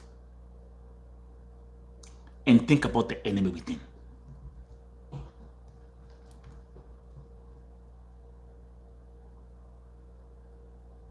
Think about the enemy within, because that's exactly what we are facing.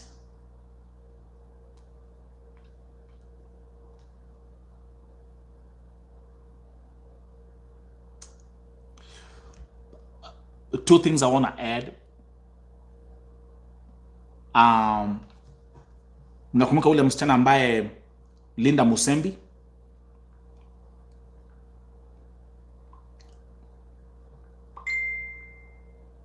Huyo msichana mnamkumbuka? Hiyo kesi nililetewa. Aliingia Saudia last year December. hajaongea na familia for 6 months. Nikapost hiyo story, familia ikatumiwa video, all of a sudden tukatumiwa video from nowhere. Oh, she's here, anaongea pale akisema, oh, I'm talking to my dad, naongea na babangu two times a month, of which ilikuwa ni uongo by the way. Niambia tu hivyo kinagaubaga. Thank you, Jane. I'll talk about Rehema in a minute.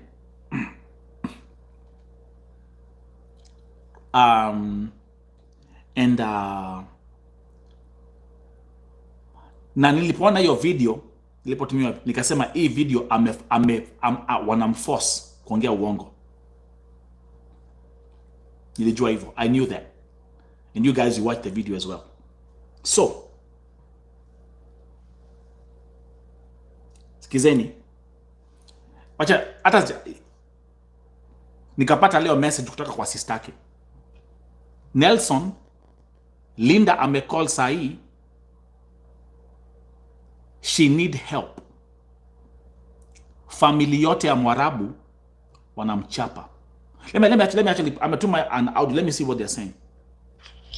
Nelson, Linda anataka usaidizi. Juu sahi anachapwa vibaya. Anajaribu hata wanamwambia akiongea ongea kwa Kizungu asijieleze yeye mwenyewe. Sasa sahi anashindwa atafanya aje. Anajaribu kulia, anasema tu chenye tu mtu atamsaidia tu atoke kwa hiyo nyumba rudi Kenya. Atafurahi tu na atashukuru akiwalai.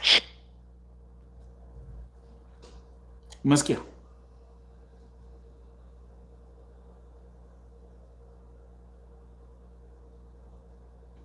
Kama mnakumbuka Linda Musembi?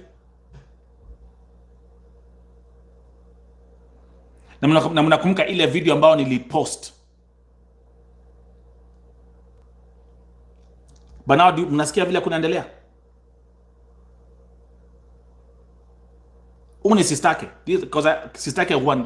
Nelson, Linda anataka usaidizi. Juu sahi anachapwa vibaya. Anajaribu hata wanamwambia akiongea ongea kwa Kizungu asijieleze yeye mwenyewe. Sasa sahi anashindwa atafanya aje. Anajaribu kulia, anasema tu chenye tu mtu atamsaidia tu atoke kwa hiyo nyumba rudi Kenya. Atafurahi tu na atashukuru akiwalai.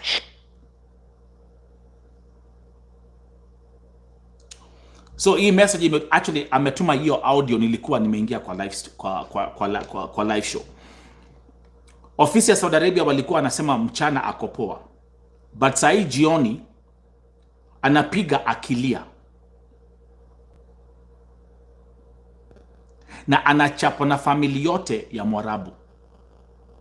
This is the sister. Hii nakwambia, hii sasa zimeingia nikiwa hapa, nilikuwa nimeanza show. Anasema boss wake amempeleka mahali hadi yeye mwenyewe ajui yako wapi. Do something, Nelson, to rescue my sister.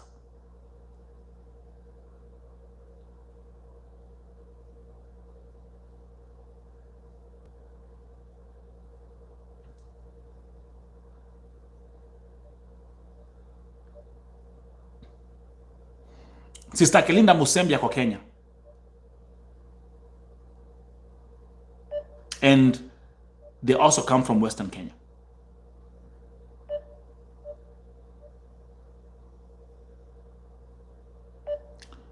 Let me play that audio again. You must hear what's happening, what's going on with Linda Musembi. Sahi anachapwa vibaya. Anajaribu hata wanamwambia akiongea ongea kwa Kizungu asijieleze yeye mwenyewe. Sasa sahi anashindwa atafanya aje. Anajaribu kulia, anasema tu chenye tu mtu atamsaidia tu atoke kwa hiyo nyumba rudi Kenya. Atafurahi tu na atashukuru akiwalai. Sofia Makani, nimeona hiyo comment ambayo umeandika hapo.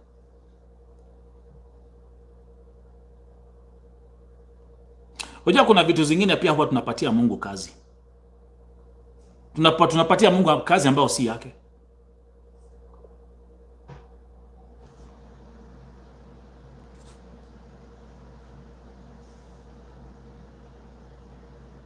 Don't you think God is also telling us something about hizi mambo?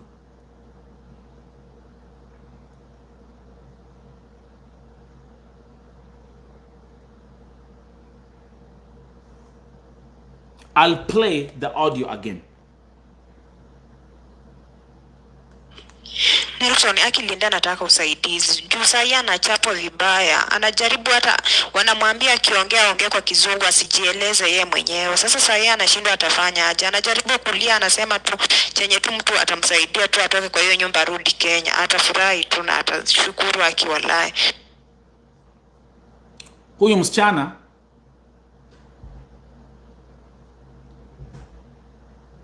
Linda Musembi tangu ende Saudia December last year hajawahi tuma hata ndururu Kenya.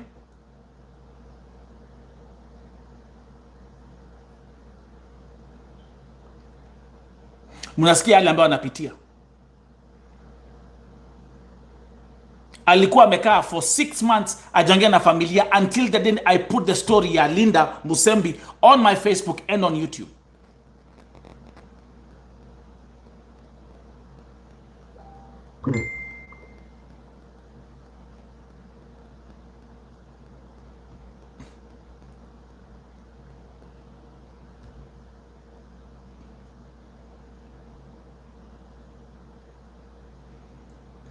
Okay, Sheila, niko live hapa YouTube. I'm actually talking about story ya sistako. Ebu niambie pale mambo imefika sahi. Nitumie audio kwa sababu nasikia naona kama nini yako ifanyangi kazi. Just tuma audio na uelezee pale mambo imefika sahi.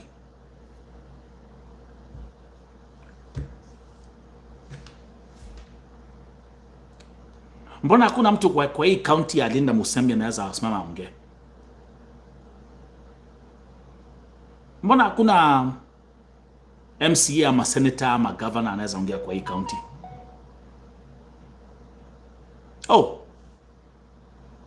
the best one. Women reps mko wapi? Women reps mko wapi?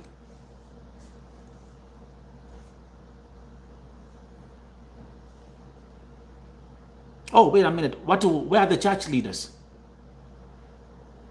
Where are the church leaders?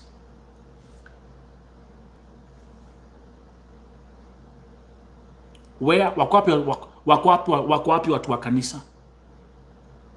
Oh, sorry, I forgot. Oh, we also have some church leaders who have agencies in Kenya, don't we?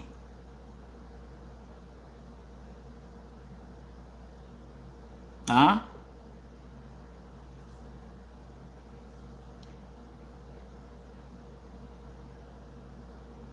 Don't we? Si kuna church leaders Kenya ambao wako na agencies zinapeleka wasichana Saudia.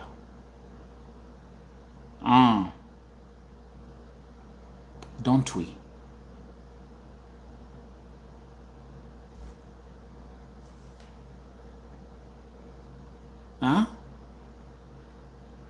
Nilipomwokoa Venya Keba na kumpigania, si nilikuwa I was going against mwanamke ambaye alikuwa ana run for an MP seat in Kasarani, si ndio?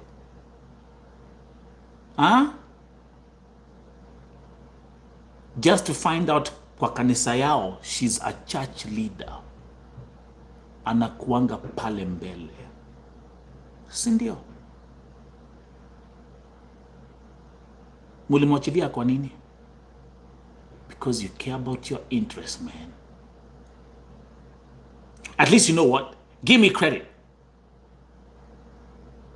At least. Kidogo tu. I have the courage to face my Goliath.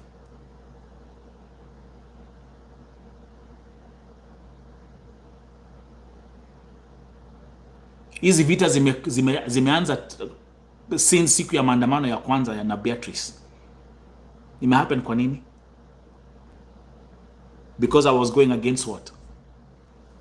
I was going against 5 directors. Now how wote watano, they are running for political seats in Kenya. MCAs and 1 MP and 4 MCAs.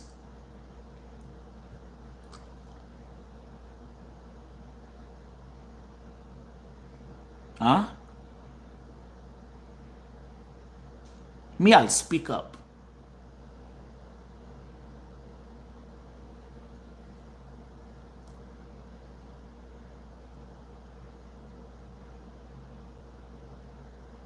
Mbona kuna watu wa kanisa wanaongea mambo za Saudia? Mshajiuliza hivyo? Mshaipata pahali church leaders in Kenya wanasema we will address what's happening in Sudan. Do you guys ask yourself those questions?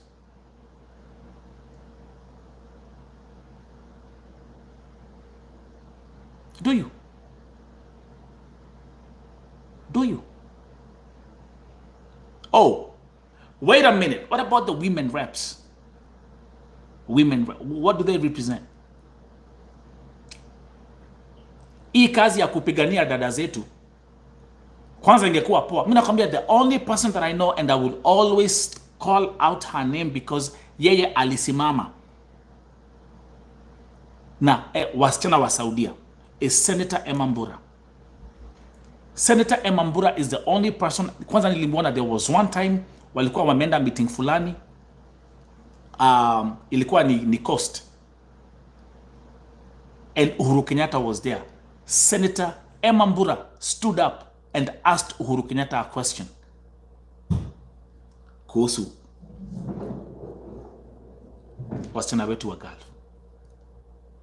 She's the only one. Lakini again, I repeat, they find ways to silence you. They will find ways to silence you. So they silenced her by creating a fake scandal, and she quit. Sonko alikuwa awafungulie ofisi ya Safe House Doha.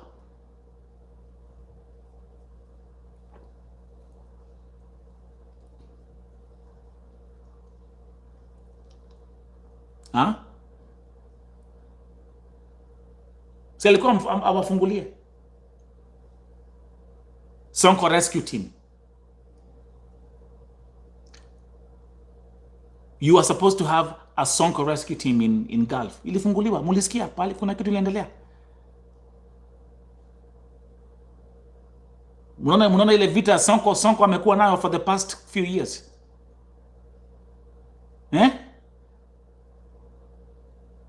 Mike Sonko. You know what? You can say what you can say about the guy, but I've seen good things he has done.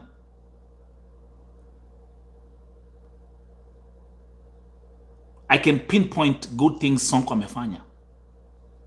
Kulipia wanawake wa maternity award. Kupatiana matatu zake, watu wabebe na matatu for free. Kulipia watu walikuwa ambao walikuwa wakuwa evicted, analipia rent. Alikuwa na Sonko rescue team in Kenya with the ambulances and all that kind of stuff.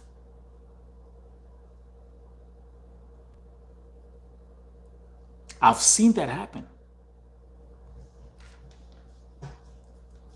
Kini ile vita mtu huyo mzee amepigwa, and still anapigwa hizo vita. Si walikataa kuwe asimame governor. See, they blocked his candidacy.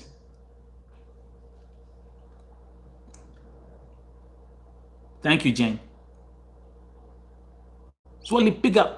You know, there was a time when I woke up and I found that they had actually frozen all his bank accounts and all his assets had been frozen, saying that he's bankrupt. I was like, wow, this is deep, because he was going against. Na vita Sonko ilianzia wapi? Si vita Sonko ilianzia when he started going against Uhuru Kenyatta.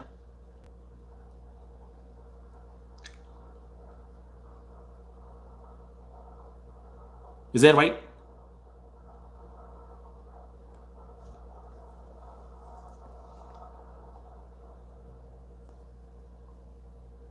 Yeah, watu walisahau yale yote mazuri Sonko amefanya. They forgot about it. But those are human beings. Na ndio wahenga walisema, tenda mema nenda zako.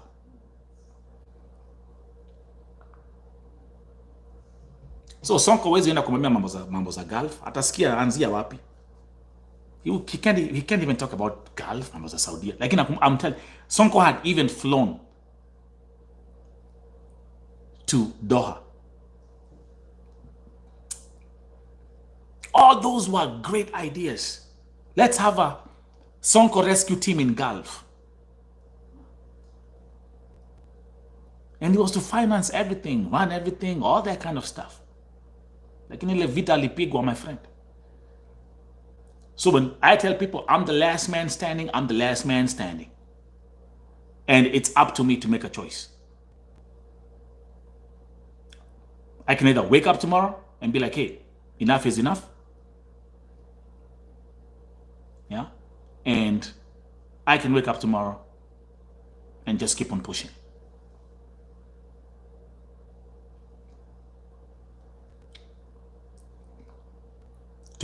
This week has been a very successful week. This week. Amazing guests, starting from Lima Joshua on Monday, Mama Ashley, Edith, Lillian,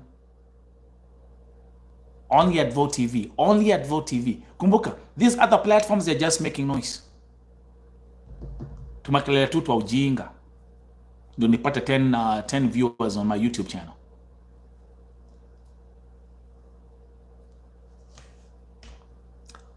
Na kama vile mulivyoambiwa.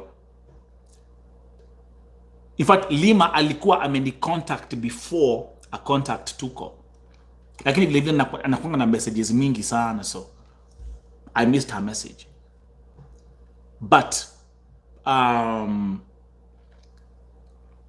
again, hata alikuwa hapa, si alimwambia alikuwa pa Monday na alikuwa pa Tuesday. Hata baada ya kupostiwa tuko, you see people wanampigia, wanamtukana, wanamwita majina. Madam Boss, you know what? Listen, I'm gonna tell you this for the last time. Can you please stop paying attention to that negative crap? So ulikuwa pa Monday. Wacha kusema tulisoma. See, she was here. So alikuwa pa, she was here Monday and Tuesday. What did we say? So stop commenting that crap. That's nonsense. No one is interested. You people, you waste so much energy on negativity. Me, I'm allergic to negative energy. I'm so allergic. Sikuja kuniletea hizo ma negative energy hapa. I'm so negative. I mean, I'm so allergic. Because no one cares. Let me ask you a question. Name one platform ambaye umeona Lima Joshua na macho zako. Which other platform umeona? I'm asking you a question.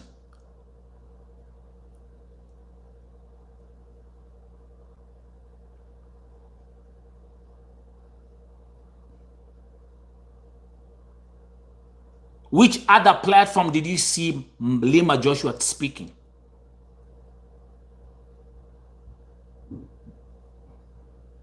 It's only Vote TV.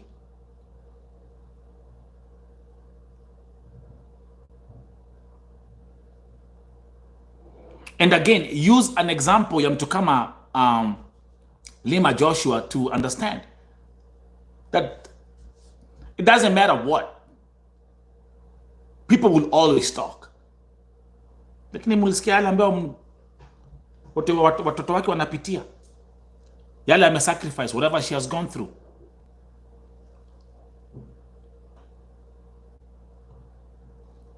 Madam Boss, why do you focus on this negative talk all the time? And I've spoken to you one-on-one. Why do you always focus on the negative all the time? Why is your mind so riddled with negative energy?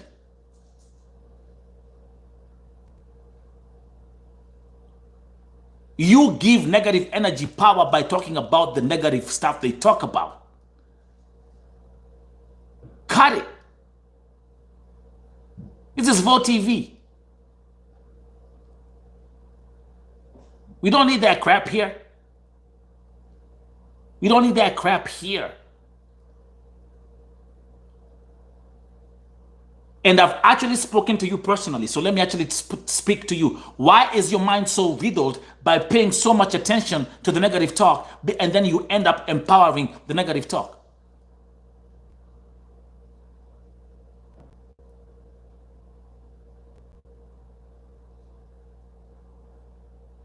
Exactly.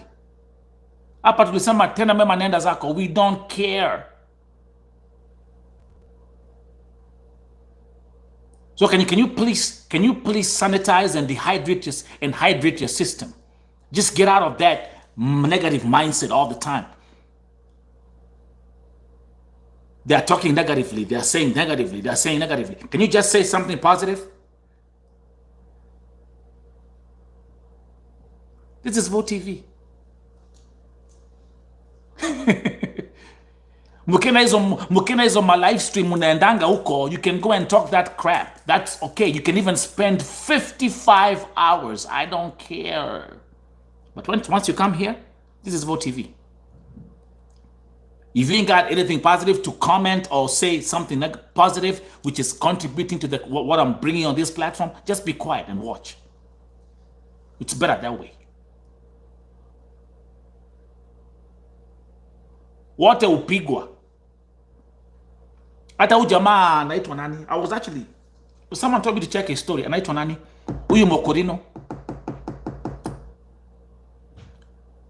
Akapi huyu Mokorino ambaye huwa anasaidia watu Kenya sana. Anaitwa nani? I forgot his name. Moraya something.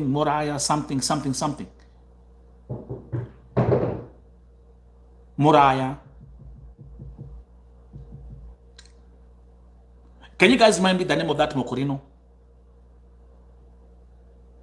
He's always in families, anasaidia, anapatia, wanajengea watu manyumba. There's something. What is his name again? Anaitwa nani? What's his name?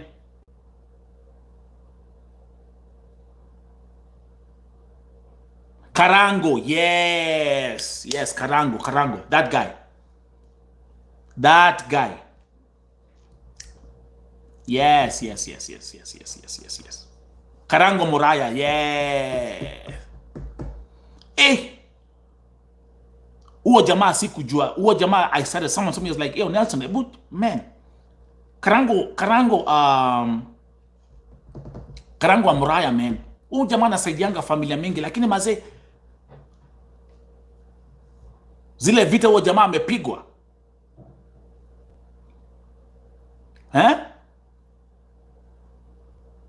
No, I'm talking about Karango. I'm talking about Karango Moraya, the Mokorino guy. Zile vita that guy amepigwa.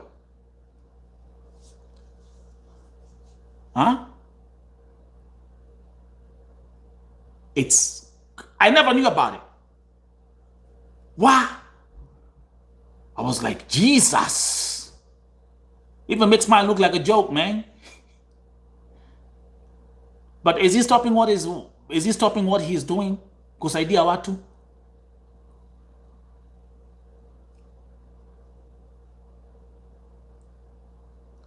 And he's always happy, he's always positive, because he is doing it exactly.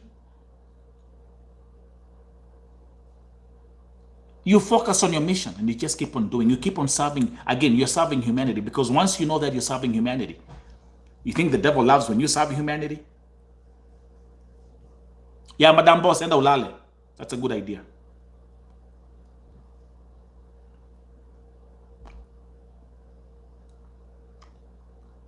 So don't give so much attention, and don't give power to negative energy. Now, read books, man. Read 48 Laws of Power. Read The Art of War. Read the Bible.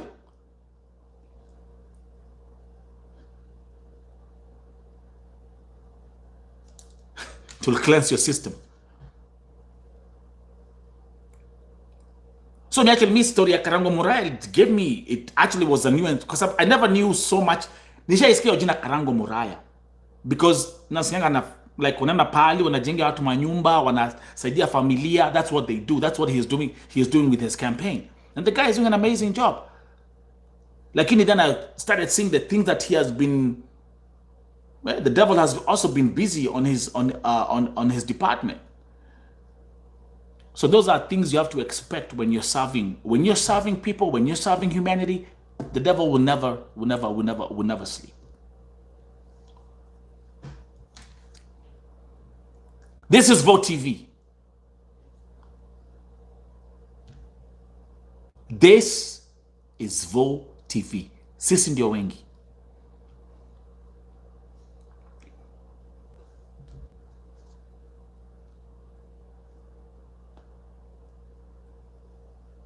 So I hope tonight's conversation again, go and start asking yourself questions now. Mkumbuke ya kwamba everywhere ukienda kwa any platform upate vile unaongea something negative about what's happening to our sisters in Gulf, go and listen to, go and watch them. Then urudi. Give me a second, let me, it's okay.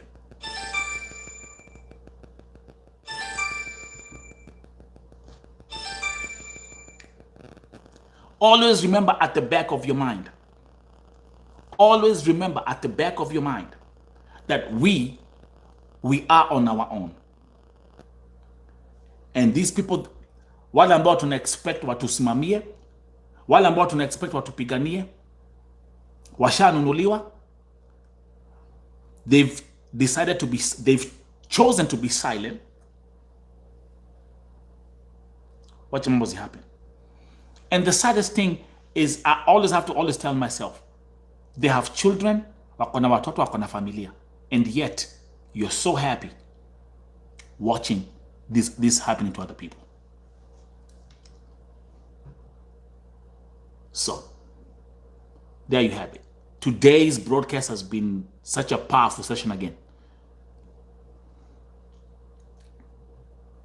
All these lessons. Story ya tulikuwa na Rehema jana, our sister in Iraq. This is what alinitumia leo. Kumbuka ameambiwa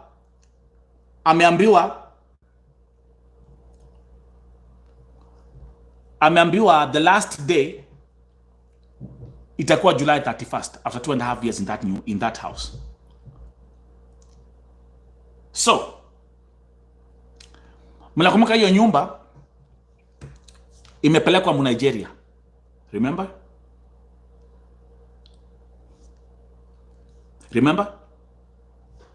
This was today. Nigeria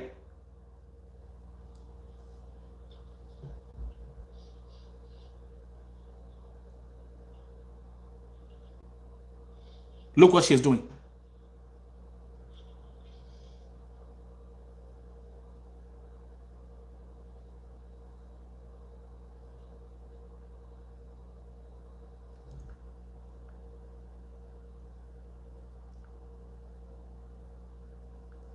You see what she's doing?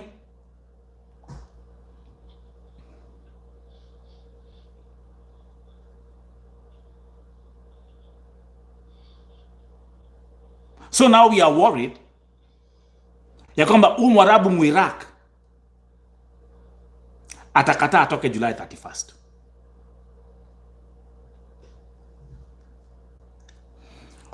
Msichana mu Nigeria akona ofisi imesema atoke huko. Na mlikuwa hapa jana Rehema akituambia, you know what she was doing? You know what she was doing?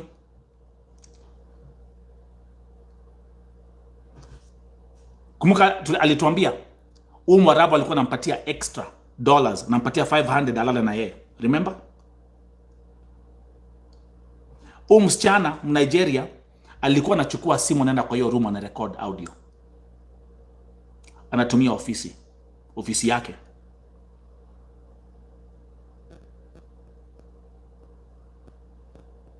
Sasa ndio huyu, she's leaving the house.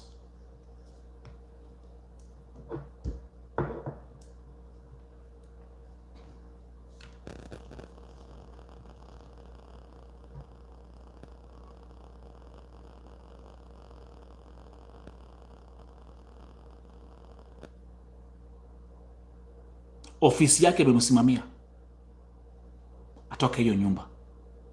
Rehema has been there for 2.5 years. Halipwi, anachapwa, anapitia mambo.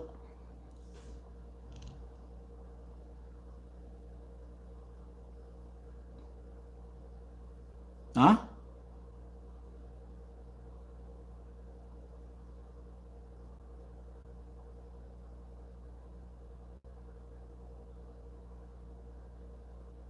The enemy within.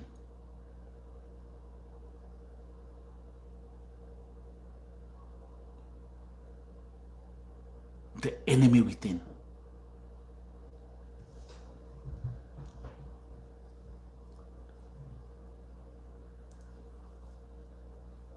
Jane, you have to.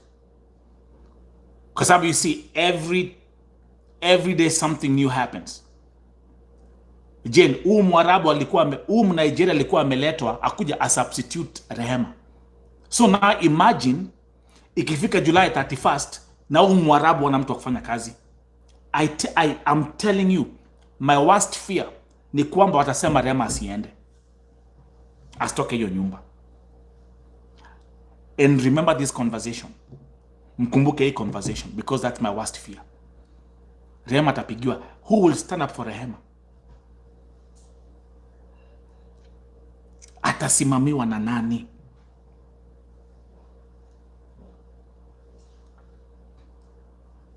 No, Jane, she's in ako Iraq, not Saudi. Rehema ako Iraq. You have to go. Follow story ya Rehema on my Facebook page. Ako Iraq, not Saudi. So remember, Iraq haina any diplomatic relationship with Kenya. Hakuna embassy Iraq ya Kenya. Hakuna consulate ya Kenya Iraq. Hey, Jackie.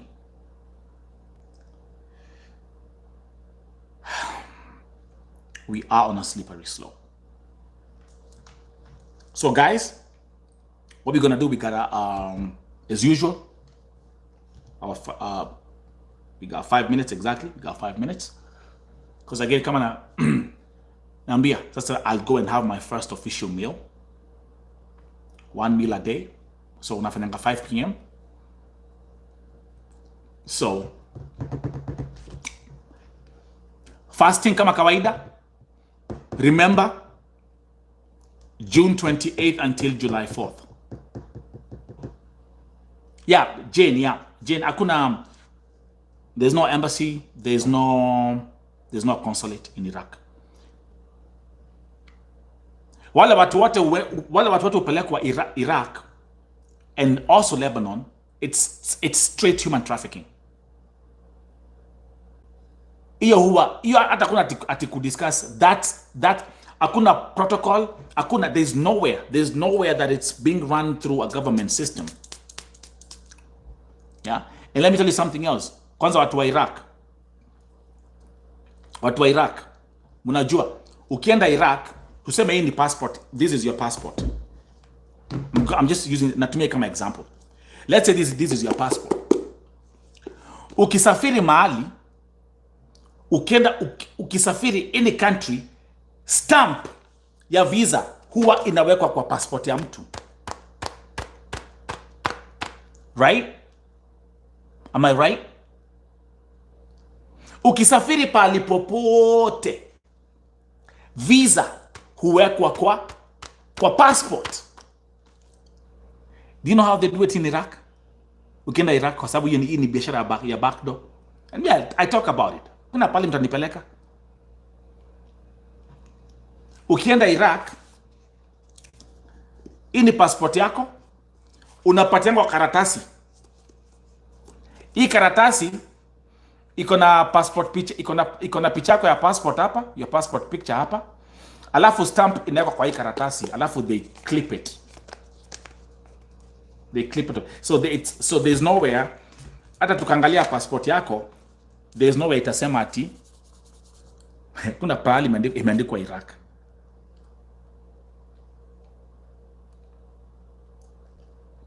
Hakuna pahali imeandikwa Iraq in your passport. Jackie yuko hapa, Jackie 254. I don't know how you win. But that's the truth that I know. They don't stamp. Kwa sababu it's straight human trafficking.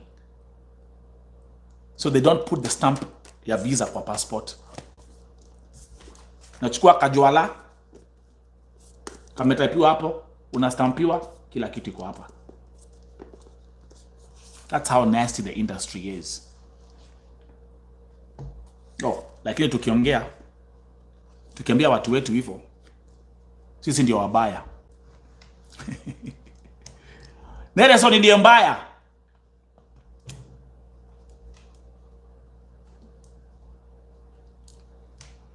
Nelson ndiye mbaya.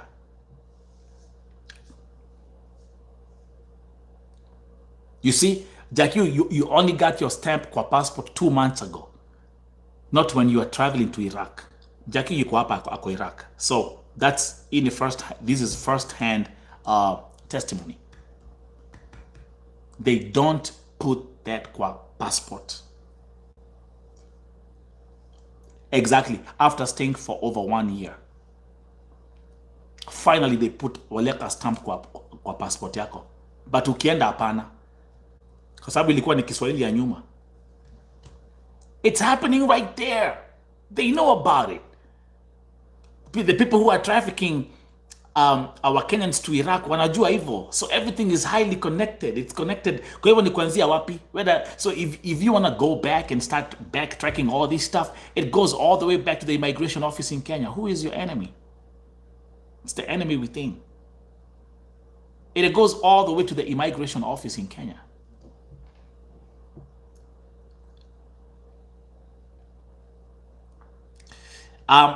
There's one person I've been paying close attention to on this platform. There's one person I've been paying very close attention to on this platform.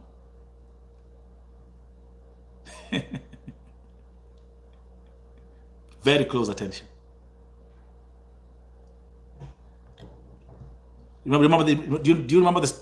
Do you read the Bible? Right? And you know the story of Jesus and the 12 disciples? Huh? Right? So remember, the one who will betray you is the one that you'll kiss on the cheek. So tonight, before ulale, I give you a kiss on your cheek tonight.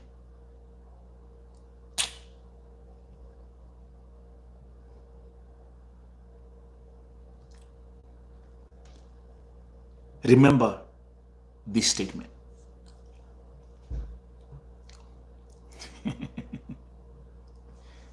Yeah, so Jackie, that's a point.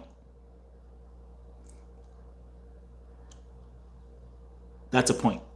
So Jane, on a hodera that ikiao hodera. So you have my number. Just give me a call. I can explain. I'll explain it. I'll explain that to you.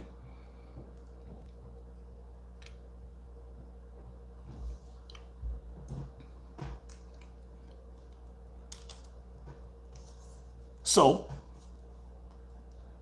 ukumbuke, na bado hata unajua ukienda kwa airport kuna mtu ako hapo anaenda Iraq, kuna mtu ako hapo anapelekwa Lebanon.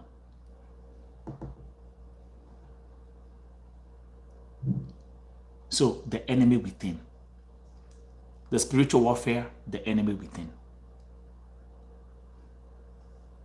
Ule ambaye anakuuza Iraq si Mwarabu, si Mkenya mwenzako, na anajua kabisa, anajua vizuri sana, anajua hey, Iraq hakuna embassy, hakuna consulate, hakuna, like if we ukienda kwa Ministry of Foreign Affairs ama ukienda kwa NEA, ukienda kwa National Employment Association, uambie mambo za Iraq, they will not listen to you. They will say we don't deal with Iraq. Ukienda kwa National Employment, ukienda kwa NEA ama Ministry of Foreign Affairs, uenda kwa diaspora office, uambie mambo za Lebanon, they'll be like, what are you talking about? Kenya has no diplomatic relationship with Lebanon, so why are you coming here? Na umeona wazazi wengi ambao watoto wanasumbuliwa wakiwa Iraq na wakiwa Lebanon, wakienda kwa Ministry of Foreign Affairs, they don't get any help. And when they go to NEA, they don't get any help. So let that stick with you today. Okay? So guys, thank you very much. Thank you. The week is almost over. For now, thank you. But for Dubai in 1, whatever, it's 1. Germany, it's 11. Nairobi, it's midnight. So I will say thank you very much for another amazing broadcast right here on VoTV Primetime Show. I'll be back here tomorrow. Tomorrow I'll be having some guests, so be on the lookout. I'll bring some Ntaleta guest Kesho as we continue to address the topic of when is enough and the enemy within. Okay. So Jane, just give me a call. Just give me a call, and then I can actually also break it down to you in details about what goes on. Okay. So guys, time for me to go catch up my meal. Fasting is official. Today is my 12th day. Nimekuwa nikidocument my journey. I love it. I'm loving it. And I'm looking forward to what we're gonna be doing on June 28th. Kuwa tayari guys. Me, I had to practice before because I would miss Jaifanya fasting, but I can tell you, it's really doing me great. Gute Nacht, lieber Nelson. Schlaf gut und träume was Schönes. Nein, Zaki. Es ist mittags hier. Es ist 2 Uhr hier.